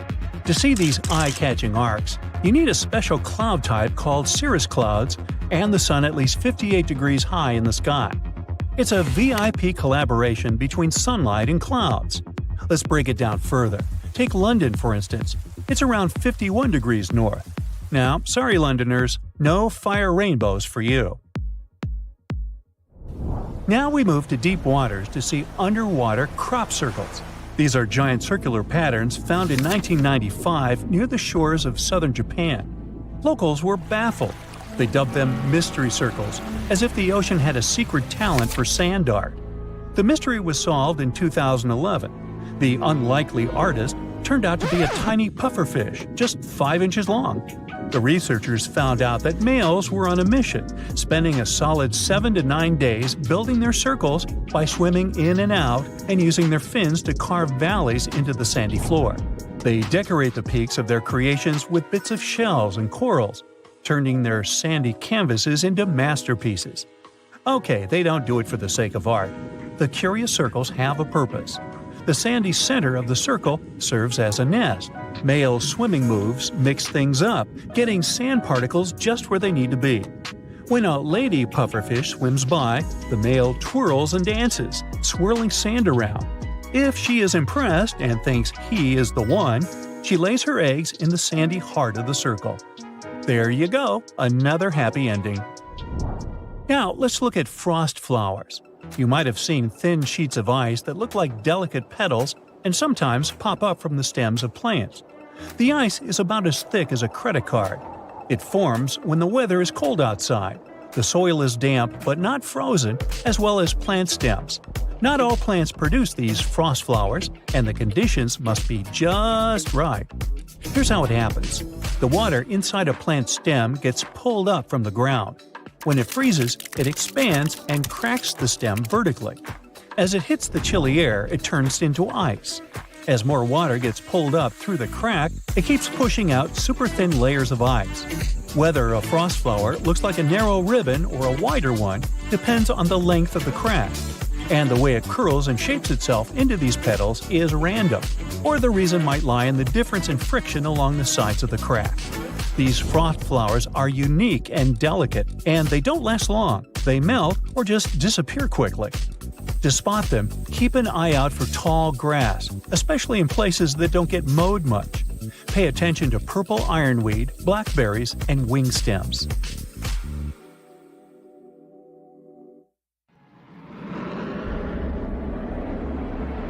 You're dozing off in your window seat on a plane. It's getting dark since it's almost 11 p.m. Suddenly, something wakes you up. You glance out of the window and see a really strange phenomenon. Something that creeps you out. There are bright red, huge flashes illuminating the sky at a distance. They resemble some nightmarish jellyfish. Those are sprites, also called red sprites due to their color. They're also known as cloud-to-space lightning. These varied visual shapes flickering in the night sky are large-scale electric discharges, which is a clever word for a lightning strike. They occur high above thunderstorm clouds at altitudes of 30 to 56 miles. That's why you can see them so well from your plane window. The coolest thing about sprites is that they're positively charged lightning. This is a very rare type that makes up a mere 5% of all lightning strikes. People first spotted this phenomenon in 1886, and it was first photographed in 1989. In 2018, the legendary Niagara Falls, located at the border between New York State and Ontario, Canada, managed to surprise everyone. Tourists who came to admire the roaring waters found the falls frozen. Well, the waterfalls weren't frozen per se. This is impossible for a mass of flowing water that huge, but microscopic water droplets, as well as the mist, formed a crust of ice over the rushing water. It created an illusion that Niagara Falls was frozen all over. In reality, the water kept flowing beneath the ice. Imagine ponds filled with ice-cold water and covered with ice. Easy, huh? And now picture dozens of alligator snouts that are poking out of the ponds, still and frozen in ice. That's what you'd seen if you had visited the swamps of North Carolina at the beginning of 2018. Despite this terrifying picture, the animals were very much alive. That was a very special crocodile way to survive abnormally cold weather. Since their nostrils were above water, the animals could breathe. Meanwhile, their bodies were in a hibernation-like state. It allowed the animals to conserve energy and stay warm. In the winter of 2018, the inhabitants of the Sahara Desert, one of the driest and hottest places on the planet, woke up to discover a thick layer of snow covering the sand. In some places, its depth reached a staggering 15 inches. Meteorologists had an explanation for this exciting phenomenon. They said that cold pools of air combined with the precipitation of the most recent storm resulted in snowfall instead of rain. It happened in June 2009. People in some areas in Japan left their homes after a heavy downpour, only to find fish, frogs, and tadpoles everywhere.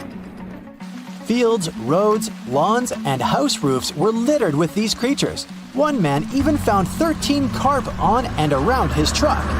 No one knows for sure where this bizarre rain came from, but the most popular theory is that a powerful water spout picked up the animals. Then it carried them through the upper atmosphere and dropped them on the unsuspecting people below. In Australia, it sometimes rains spiders. That's because these creatures can balloon. It's a highly unusual way of traveling. A spider climbs to the very top of a tall tree or shrub, and then it spins several strands of silk, which then help the spider to be carried away by the wind. It's not easy to spot ballooning spiders, but sometimes when the weather is especially damp and unpleasant, mass ballooning occurs. Millions of spiders set off on a journey to find another place with better conditions. It may look as if it's snowing outside, but no. Those are spiders drifting down to the ground. The world's longest lightning storms happen in Venezuela and can last for 9 hours per day. The heart of the storm is over Lake Maracaibo, and the clouds tower way higher than your regular thunderstorm clouds. This natural phenomenon, also known as Catatumbo lightning, occurs during 140 to 160 nights a year and can produce up to 28 lightning strikes per minute. You've probably heard how they say that lightning doesn't strike twice in the same place. Well, Catatumbo lightning seems not to know about this rule. At least, it doesn't prevent storm clouds from gathering in the very same place year after year. Volcanic tornadoes are possibly one of the most terrifying natural phenomena. When a volcano erupts, it spews red-hot rock and ash high into the atmosphere. And solid lava pieces and hot gases travel down the volcano's slope. When this flow is moving down, some of the trapped gases begin to rise and spin at the same time. They get squeezed by the surrounding air, which makes them spin faster and faster. That's how a volcanic tornado gets born. Luckily, this phenomenon has a very short lifespan. Even though the island of Newfoundland in Canada can't be called the warmest place on Earth, it's still not that cold. But imagine having to shovel snow in front of your house just several days before your summer vacation. Well, that's exactly what happened on the island in June 2018. A cold storm that came from the coast of Newfoundland covered several regions of the islands with a 2-inch layer of snow. On top of that, the temperature broke all the records as well. During a Newfoundland summer, it's about 66 degrees on average, and 90 degrees on a very hot day. But that infamous June impressed people with only 37 degrees Fahrenheit in the morning. Brrr! Morning glory clouds are extremely rare. They look like massive tubes stretching across the sky. They can snake for more than 600 miles, sitting relatively low. Most researchers agree that these clouds appear when an updraft squeezes through the cloud. This creates the signature rolling appearance. The cool air at the back of the cloud makes it sink downward. The best but not the only place to see the morning glory is Australia's Gulf of Carpentaria. If you decide to travel there to see these clouds, choose a period from late September to early November. On March 19, 2018, the inhabitants of Alabama saw huge chunks of ice falling from the sky. It was the infamous hailstorm of Alabama which caused millions of dollars worth of damage. After the hailstorm, the place looked ruined. Broken shop windows, smashed car windshields, broken billboards, and holes in the roofs. But what made researchers really excited was a hailstone found near the town of Cullman, Alabama. This softball-sized monster was more than 5 inches across, setting a new state record. In 2012, the sky over Dorset, England, turned first ominously dark, then yellow. After that, blue gelatinous balls started to fall to the ground. A local man was walking to his garage when he spotted something unusually bright among whitish hailstones. When researchers examined this jelly rain, they found out that the balls were made of the substance used in diapers or potting soil. It's used to absorb liquid. It's still unclear whether the balls fell from the sky or maybe the melting ice made a few already existing crystals expand in the blink of an eye. In March 2018, people in northern Nevada could see the rarest and most bizarre cloud ever, a horseshoe cloud. It sure looks bizarre and kinda scary. But meteorologists know that this interestingly shaped vortex happens when a flat cloud travels over a column of warm, rising air. This air creates the shape and adds some spin to the cloud's movements. Such clouds are very fleeting and usually last for only several minutes. Cylindrical snow donuts occur when a wind gust decides to play snowballs. It starts to roll some snow across a snowy area. If it was a real snowball, it would eventually become too heavy for the wind to move. But the center of a snow donut is hollowed out. This happens because its inner layer is too thin and gets blown away when the donut is formed. This makes it lighter than a regular snowball. That's why it also rolls further. Unfortunately, you can't just go and find snow donuts. They're rare because they appear in very precise conditions. Hey, ever heard of a fire rainbow? Yeah, me neither. How about a circumhorizontal arc? Didn't think so, but just so you know, they're one and the same thing. At first glance, it looks like a painting, or like a rainbow-colored splash in the sky. Despite the name, they have nothing in common with either fire or rain. This phenomenon happens on rare occasions when the sun shines through a particular type of ice cloud formation. The rainbow halos are just as unique. Again, a specific type of ice crystals in clouds needs to be present for the surface of the Earth to bend light from the sun into a perfect ring. The same thing can happen with moonlight. The only difference will be that moon halos are usually white and sun halos can be rainbow-colored. When visiting regions with high altitudes, you may be one of the lucky people to stumble upon penitentes. They're basically naturally formed ice spikes. For them to be formed, they need a really cold and elevated environment where the air is dry. The sunlight turns ice directly into vapor rather than melting it into water. And that's why these blades of snow and ice start to pop up on the surface of the Earth. As cute as they may be, they can end up as tall as 15 feet. Now, what happens when small individual droplets of lava meet the wind? Pele's hair, basically. Let me explain. The word Pele comes from an ancient Hawaiian symbol for volcanoes. Whenever the wind picks up little drops of lava, it stretches them into hair-like strands, similar to the process of glass wire creation. These delicate strands can stretch as far as 6 feet. On rare occasions, it can rain without any clouds. But does it really?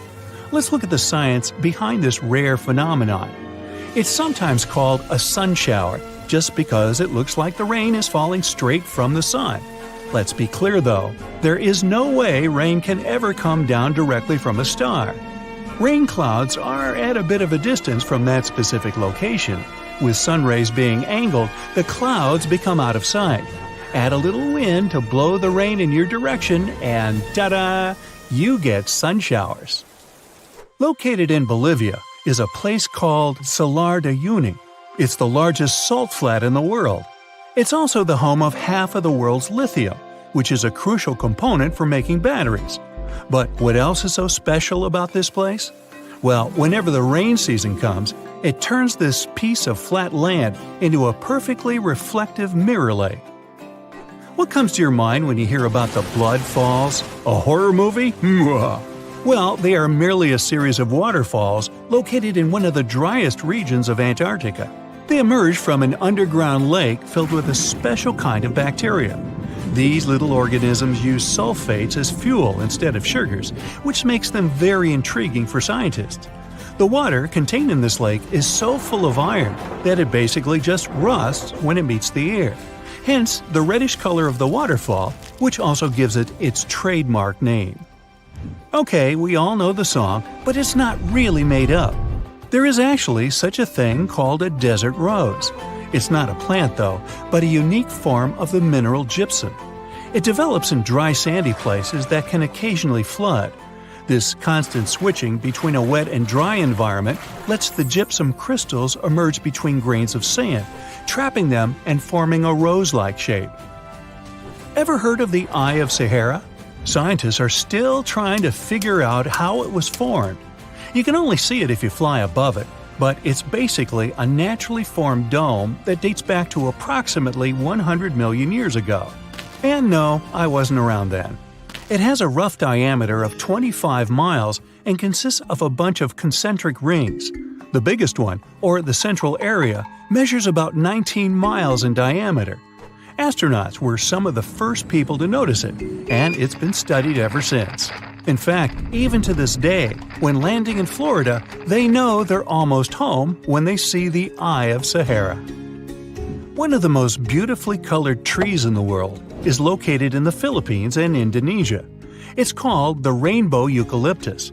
It got its name because of its bark that switches colors and peels away as the tree ages.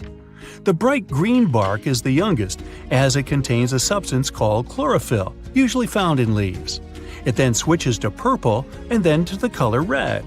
And finally, it turns brown as it grows and loses the chlorophyll. Now, don't be tricked into thinking that's a whole forest. It's one single tree. And no, it's not some sort of optical illusion either. Let me explain. Underneath that soil, there is a complex network of roots that connects around 47,000 tree-like shapes you see above the ground. It's called the quaking aspen. Some of these trees are among the oldest and largest organisms in the world. Now, here's a good destination for all travelers, or maybe not so good after all. The most lightning-stricken area in the world, according to recent data released by NASA, is Lake Maracaibo in Venezuela. Out of all the days in a year, 300 of them feature thunderstorms in this location. What makes this area so unique, though, that storms happen so often? Well, it's because where cool mountain air meets the warm, moist breeze and generates electricity over the lake. The Eternal Flame Falls are located in upstate New York, near the Canadian border. In this region, there is a tiny waterfall with a big secret, a spark about 8 inches tall. Turns out there's a natural gas seep that provides fuel to the flame behind the waterfall. The waterfall provides enough coverage so that it stays lit pretty much every time. Hikers do enjoy to relight it if they see that it's been blown out. This phenomenon is actually quite common, but this one gained more popularity because it is younger than most. And it looks very good in pictures, let's be honest. I've heard of yellow sand, white sand, and even black sand here or there, but I've never heard of green beaches until now. Papacolia, also known as Green Sand Beach, is located in Hawaii and is one of the few beaches in the world that features green sand. The unique coloring comes from olivine rock that was formed when a nearby volcano erupted. Actually, in Hawaii, all the volcanoes are nearby. Move over green sands because some of the other beaches around the world can even glow at night, and it's completely natural. The culprit? A little thing called photoplankton, or microalgae as they're sometimes called. They're basically little plants that contain chlorophyll and need sunlight in order to live and grow. Most photoplankton kinds are able to float in the upper part of the ocean, where the sunlight can still reach them beneath the water. When the photoplankton gets agitated by the movement of waves and currents, they emit light, which looks like some glow during the night. These special microorganisms are found on beaches in a lot of places around the world, such as the Maldives, Puerto Rico, and the Everglades. At the base of a mountain located just outside of Afton, Wyoming, is a little river called the Intermittent Spring. There are only 3 of this kind in the whole world, but what makes this little string of water so mysterious? Well, the fact that it starts and stops every few minutes. Scientists have yet to pinpoint precisely why this happens. They speculate that it's basically just a siphon effect that happens deep within the ground that causes the river to just start and stop so often. Should you ever be interested in checking it out, be sure to do so in the late summer, as that's when the intermittent spring is most active. Do you see the irony here? You can only see the spring in the summer? Okay, I'm done. This spiky tree knows how to shoot, so you better stay away from it. It's called a sandbox tree, and you can find it in Amazonia. Initially, its seeds are formed in the shape of a small pumpkin. As time goes by, they harden and mature. But here comes the fun part. Just as they reach peak maturity, the seeds pop and shoot out at a speed of 150 miles per hour. They can even reach distances of 60 feet. That's what makes it so risky to be in their way during the blast process. Not to mention the seeds are poisonous too. Sure, some trees don't grow completely upright, but a tree that's altogether bent, with its branches even touching the ground, is a sight not to be missed. Such a tree, called the El Árbol de la Sabina, grows in Spain. Its shape depends on the wind, as the tree bends in its direction. As a result, not only does it often have a weird shape, but it can also change it completely during different times of the year.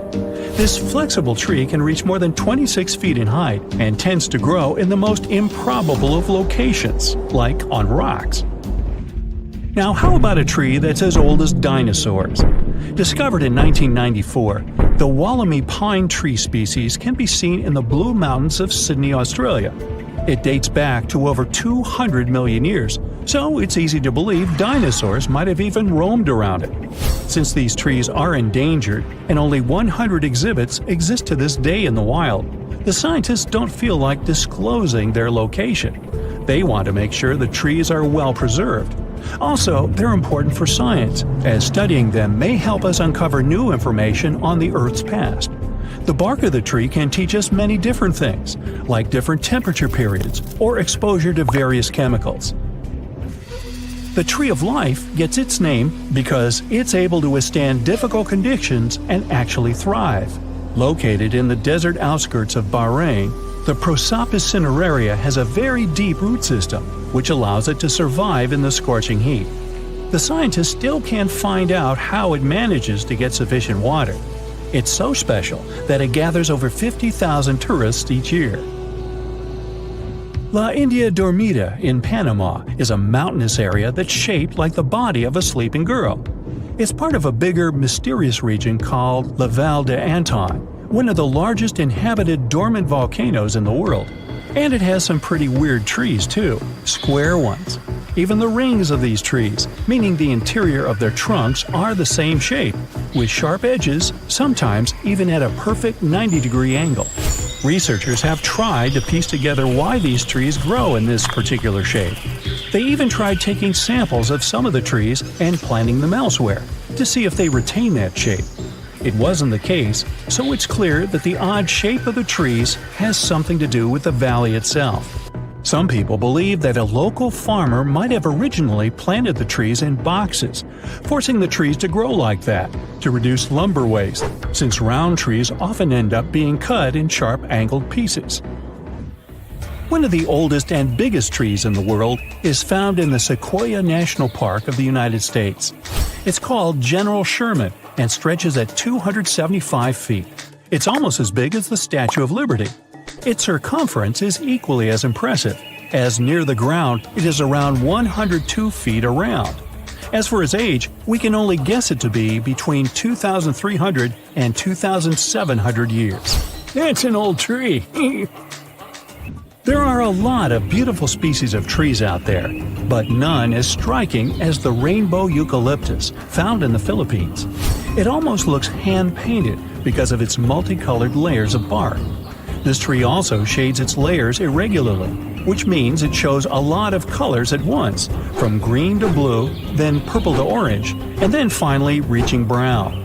It's not used for decorating purposes, but rather for paper manufacturing. Located in Namibia is a tree that's also weird in shape and pretty dangerous, the bottle tree. Okay, in terms of shape, it's pretty self-explanatory, with a round trunk that narrows down toward the top.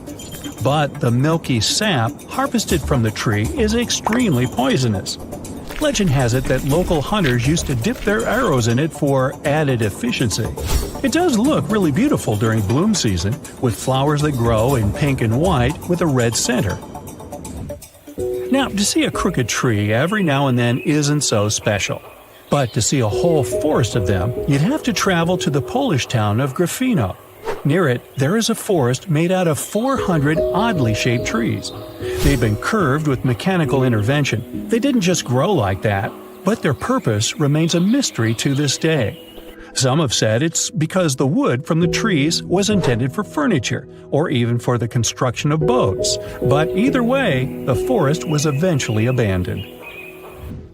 A silk cotton tree has taken over the ancient Ta Prohm temples of Cambodia, creating a spectacular view. The massive branches of the silk cotton trees were free to grow over the structures for ages, going back as far as the 12th century. The temples have been restored and are accessible to tourists. The dragon's blood tree grows in the Canary Islands of northwest Africa. Locals used to say that once a dragon passes away, it transforms into a tree. Standing at an impressive 50 feet in length, the tree is named like that due to its red sap, which can be harvested from the bark. The red substance to this day is used for dyes and in medicine. One of the biggest, oldest, and most impressive trees in the world is the Sunland Baobab tree. It's 72 feet high and has a circumference of 155 feet. It's located in South Africa. What makes it even more spectacular is the fact that it is naturally hollow inside. So, a small lounge was set up inside the tree back in 1933. It initially could support up to 20 individuals, but it can now host up to 60 people. Not to mention, the tree dates back over 6,000 years. The silver birch tree spread across Scandinavia and northeast Europe and found a way to reflect light. Its bark became lighter in color, and during the colder season, when its branches also freeze over, the site is something of a natural winter wonderland. It also developed a partnership with a fungus that connects to its roots and fans out under the forest, gathering up nutrients that trees can't reach. For these services, the tree gives the fungus sugars in return. The birch's companion is dangerous and shouldn't be consumed by people. It's easy to recognize with the classical scarlet-topped red-sprinkled mushroom head. A natural festival not to be missed is Japan's cherry blossom season. The pinkish-white blossom is deeply rooted in Japanese culture, going hand in hand with a local saying called Mano no Arare. Was I even close on that? which relatively translates to the fact that everything is temporary, regardless of how perfect or beautiful it is. Should you ever visit Japan, you'll quickly see that the cherry blossom symbol is everywhere, from company logos to even clothing or household items. Yosemite National Park in California once had an amazing tree structure that was turned into a tunnel. It was a coast redwood tree, stretching 227 feet tall. It was nicknamed Wawona, the Native American word for the hoot of an owl.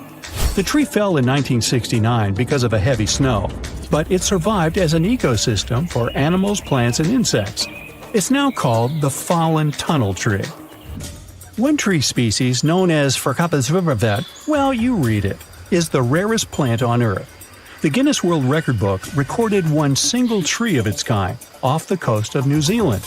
It wasn't always that lonely, but humans brought goats to the island, which nipped at every other member of its family. Ow! Luckily, scientists are looking at ways to plant new specimens. Octopuses have 3 hearts. 2 of them pump blood to the gills, while the bigger heart circulates blood to the rest of their body. They also have 9 brains. There's the large central one, but also each of their 8 arms has a mini brain of its own, which is why they can act independently. Since each arm has its own brain, the central brain only needs to send a higher level signal to the arm. Things like, move to that nearby crevice, there might be a crab hiding inside. In the case of humans, the brain would guide and take control of each movement of our legs and arms. And with an octopus, arms act almost independently on their way to the crevice. It also tastes and feels with the suction cups on it. Since their arms are so independent, an octopus doesn't actually know where they are unless it sees them. The human body has an ability called proprioception. Thanks to it, we know where our arm is, even if we hold it, let's say, behind our back. 1816 is known as the year when summer didn't come. In April 1815, there was a massive explosion on Mount Tambora in Indonesia. It sent enormous clouds of volcanic ash up into the atmosphere. The majority of the northern hemisphere got covered with a shroud of dust and dirt and kind of refused to settle. In June of the following year, the cold winter didn't just come to an end. Frost damaged crops, and snow and rain persisted during the whole summer. In Iceland, you'll find some of the most breathtaking sceneries on our planet. Jagged mountains, fjords, hot geysers, ice fields carved into the landscape. Stunning yet intriguingly black sand beaches, such as Reynisfjara Beach. Most of the sand on beaches is generally formed from rocks that have broken down because of weather changes and erosion through thousands or even millions of years. And on Reynisfjara, the sand is a striking black color, and that's because of volcanic activity.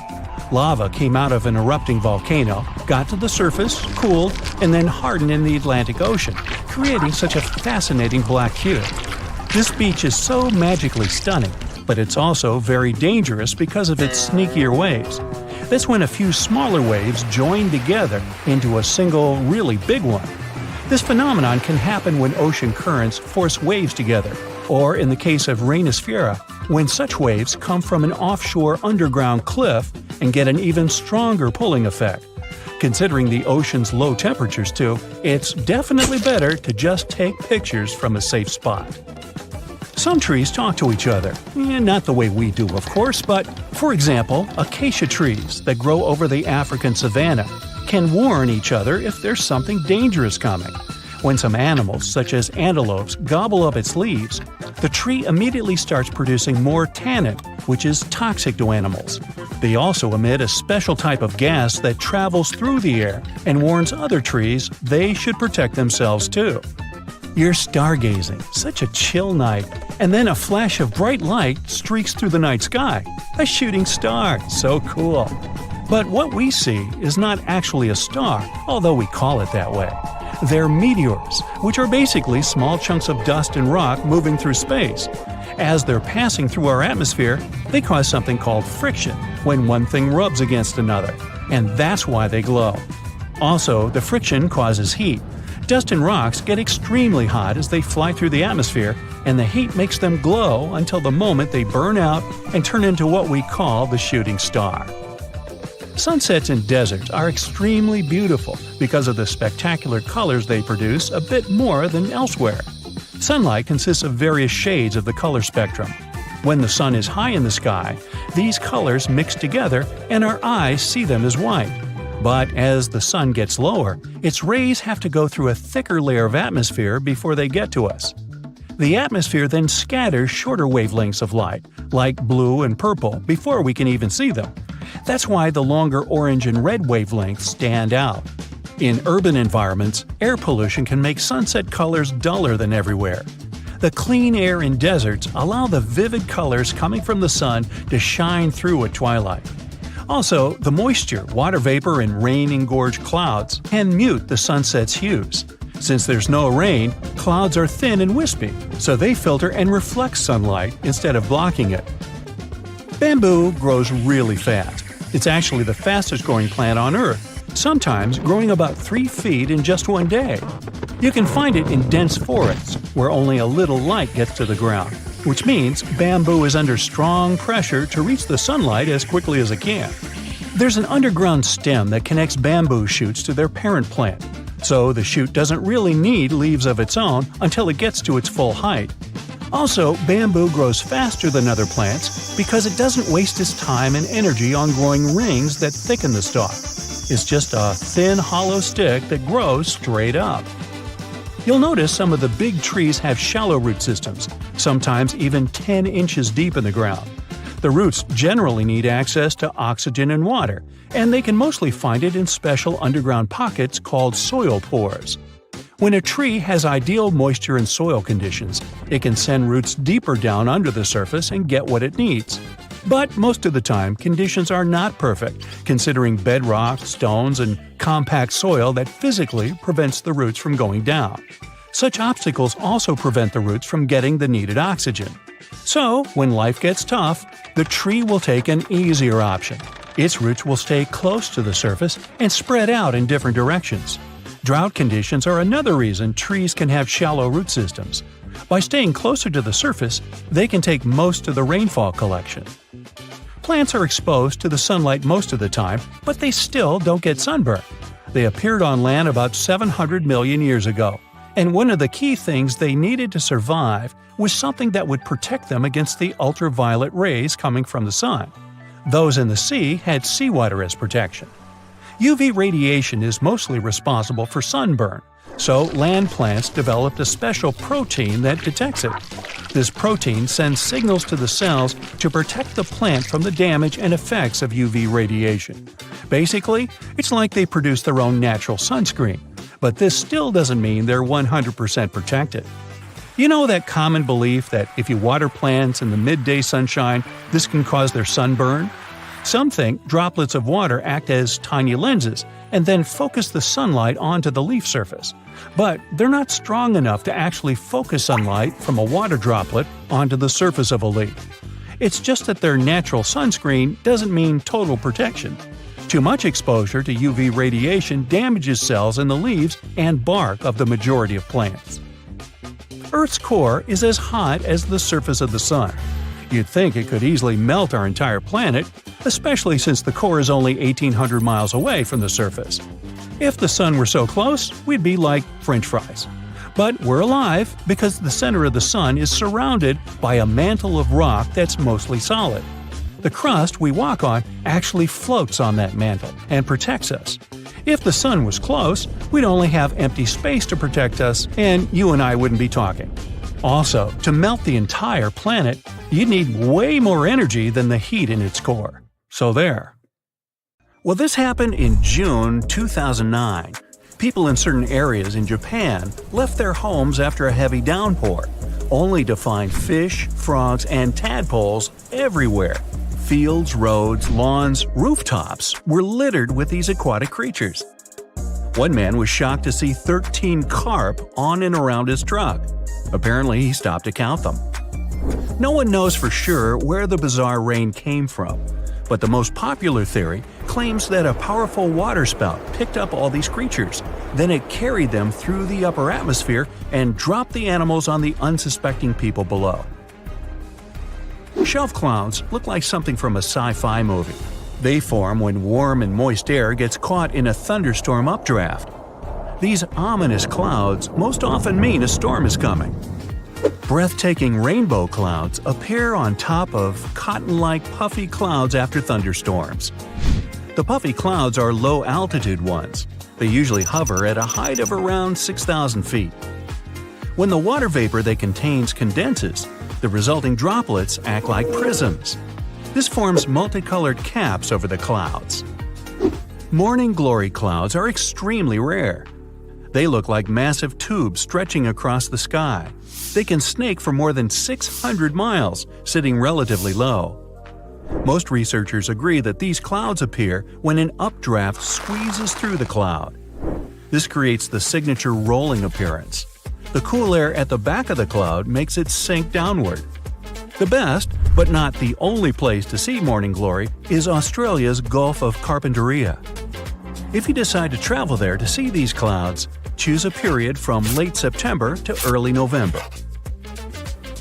It was 2012 when the sky turned first ominous dark, then yellow. After that, blue gelatinous balls started to fall to the ground. A man from the UK found these balls outside during a hailstorm. He was walking to his garage when he spotted something unusually bright among the whitish hailstones. When researchers examined this jelly rain, they found out the balls were made from the substance used in diapers or potting soil. It's used to absorb liquid. It's still unclear whether the balls fell from the sky, or maybe the melting ice made a few already existing crystals expand in the blink of an eye. Huge white lumps over your head are called mammatus clouds. They can make you believe the sky is falling. Most clouds form when the air rises into the atmosphere, but not mammatus ones. They appear when moist and cool air goes down and mixes with dry air. The result? Unique puffed rice clouds. By the way, if you spot this phenomenon, bad weather is just around the corner. Whoa, mama! Colorful nacreous clouds occur extremely high in the atmosphere. I mean, twice as high as a commercial airplane's cruising altitude. The air at such heights is extremely dry and cold.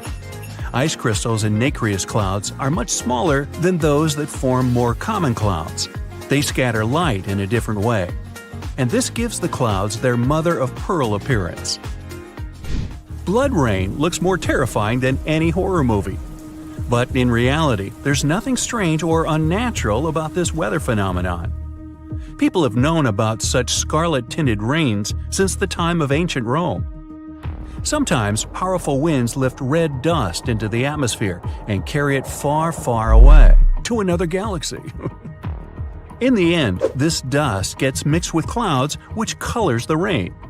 By the way, dust from coal mines can make the rain black. Pollen is responsible for yellow rains, and some other kinds of dust can turn the rainwater white. In Australia, it sometimes rains spiders. That's because these creatures can balloon. That's a highly unusual way of traveling. A spider climbs to the very top of a tall tree or shrub, and then it spins several strands of silk. These strands help the spider to be carried away by the wind. It's not easy to spot ballooning, but sometimes, if the weather is especially damp and unpleasant, mass ballooning happens, and then you can't help but pay attention. Millions of spiders set off on a journey to find another place with better conditions. It may seem like it's snowing outside, but no, those are spiders drifting down to the ground. Ever see huge round disks in the sky? Most likely, those were lenticular clouds. They usually form over large and high places like mountains or hills. When strong winds bump into some barrier, this creates an air wave. The air kind of wraps around the obstacle, and the higher the barrier is, the colder the air that's rising over it becomes. At some point, the moisture it contains turns into water droplets, and they form the unusual clouds. Lenticular clouds can look like waves, a pizza, or even a stack of pancakes. How yummy! Volcanic tornadoes are possibly one of the most terrifying natural phenomena. When a volcano erupts, it spews red-hot rock and ash high into the air. As for solid lava pieces and hot gases, they travel down the volcano slope. When this flow moves down, some of the trapped gases begin to rise and spin at the same time. They get squeezed by the surrounding air, which makes them spin faster and faster. That's how a volcanic tornado gets born. Luckily, this phenomenon has a very short lifespan. On March 19, 2018, the inhabitants of Alabama had to run for their lives. Otherwise, they would have been hit by huge chunks of ice falling from the sky. It was the infamous hailstorm that caused millions of dollars worth of damage. After the hailstorm, the area looked gloomy. Broken shop windows, smashed car windshields, busted billboards, holes in the roofs. At least, researchers got excited when they found a hailstone near the town of Coleman. This softball-sized monster was more than 5 inches across. No wonder it set a new state record.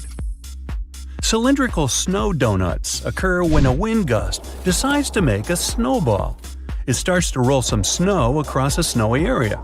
If it were a real snowball, it would eventually become too heavy for the wind to move. But the snow donut's center is hollowed out. This happens because its inner layer is too thin and is blown away when the donut is formed. This makes it lighter than a snowball, and that's why it also rolls farther. Unfortunately, you just can't go and find snow donuts. They're rare because they need very precise conditions to appear.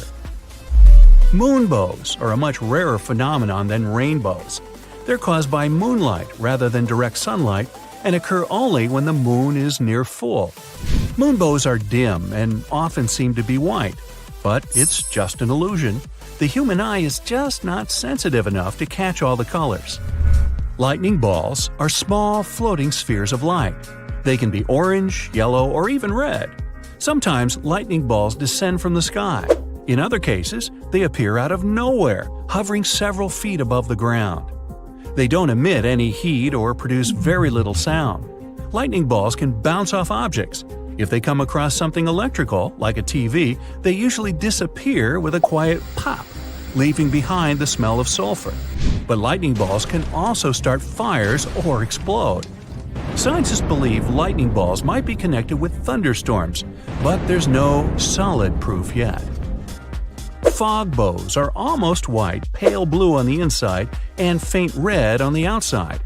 You have higher chances of seeing a fog bow over the cold sea or ocean when warm air comes into contact with much colder air. This phenomenon also occurs when the sun is bright and the fog is thin enough for the light to get through. Pele's hair is thin lava threads. They look golden and pretty, but don't even think about picking them up. Yeah, they can harm you. The wind sometimes catches small droplets of lava coming from active volcanoes. These droplets get carried miles away from the vent. They get stretched into super thin glass wires, also called hair lava. Some strands can be as long as 6 feet. In March 2018, those who looked up in the sky in northern Nevada saw one of the rarest and most bizarre clouds ever. It was a horseshoe cloud. Such a vortex happens when a flat cloud travels over a column of warm, rising air. This air not only gives the cloud its impressive shape, but also adds some spin to its movement. But you've got to be quick. Horseshoe clouds are very fleeting and usually last for only several minutes. Frost flowers bloom on young sea ice in the Arctic Ocean or on thin lake ice. They're fragile and delicate ice crystals. These structures grow during temperature changes. They draw moisture from the ice surface and rise, capturing bacteria and salt. You can find frost flowers in Antarctica too, but wherever these crystals grow, people know disappointingly very little about them. Still, they're awfully pretty. This is John. John seems to attract all kinds of bad weather and natural disasters wherever he goes. See for yourself. One day, John notices his dog is restless. The pooch keeps scratching the entrance door and wandering around the house. He even tries to hide in the corner, howling and barking. When some mugs start to clink in your cupboard, John realizes what it means. The noise is produced by foreshocks, mini earthquakes leading up to the main event. Earthquakes often happen in clusters. After a few weak quakes, a much bigger one is likely to be on the way. Sometime before the disaster strikes, people might notice bizarre blue lights. Some of them seem to be coming out of the ground. Others are hovering in the air. These are earthquake lights. They may appear days or mere seconds before the ground starts shaking. Now, John is walking along the ocean shore. Suddenly, he sees the water retreat from the beach. Really, really fast. Uh-oh. John, run away as quickly as you can and find some high ground. A tsunami is coming. And your life might depend on how fast you react. If John spots a bizarre and unexpected rise in sea level, it can be another sign of an approaching tsunami. This happens in 40% of cases. The incoming water is the first tsunami wave. The second one, way larger, will come in about 10 minutes. John can also notice seawater bubbling, swirling, and creating bizarre patterns. It's another sure sign a tsunami is near. John feels there's something strange about the sun. Through his special super dark sunglasses, he sees that there's some uneven flares around the star's contour. If these bizarre rays are accompanied by auroras all over the world, they're a sign of a solar storm. Such storms are usually caused by disturbances in the sun's magnetic field. In this case, the bursts of gas and radiation on the surface of the sun get so massive and powerful that they can even reach our planet. Luckily, solar storms aren't really dangerous for people, but they can mess with electricity and even cause blackouts. The sky over John's head is darkening and turning ominously green. Something hits him on the forehead. Ouch! He picks up the offending object. It's a hailstone, but it's not that cold outside, and it's not raining. Soon, he hears some noise. It's approaching rapidly and turns into a loud roar. It sounds as if a freight train is moving towards him, but it's not a train. It's a tornado. The funnel isn't visible behind a cloud of debris, but John can't mistake this rotating column of air for anything else. Are you on the road, John? Then get as far away from your car as you can. Fast! Find a ditch, lie down in it, and cover your head. Oh, you're inside? Then get away from the windows and hide underground if possible.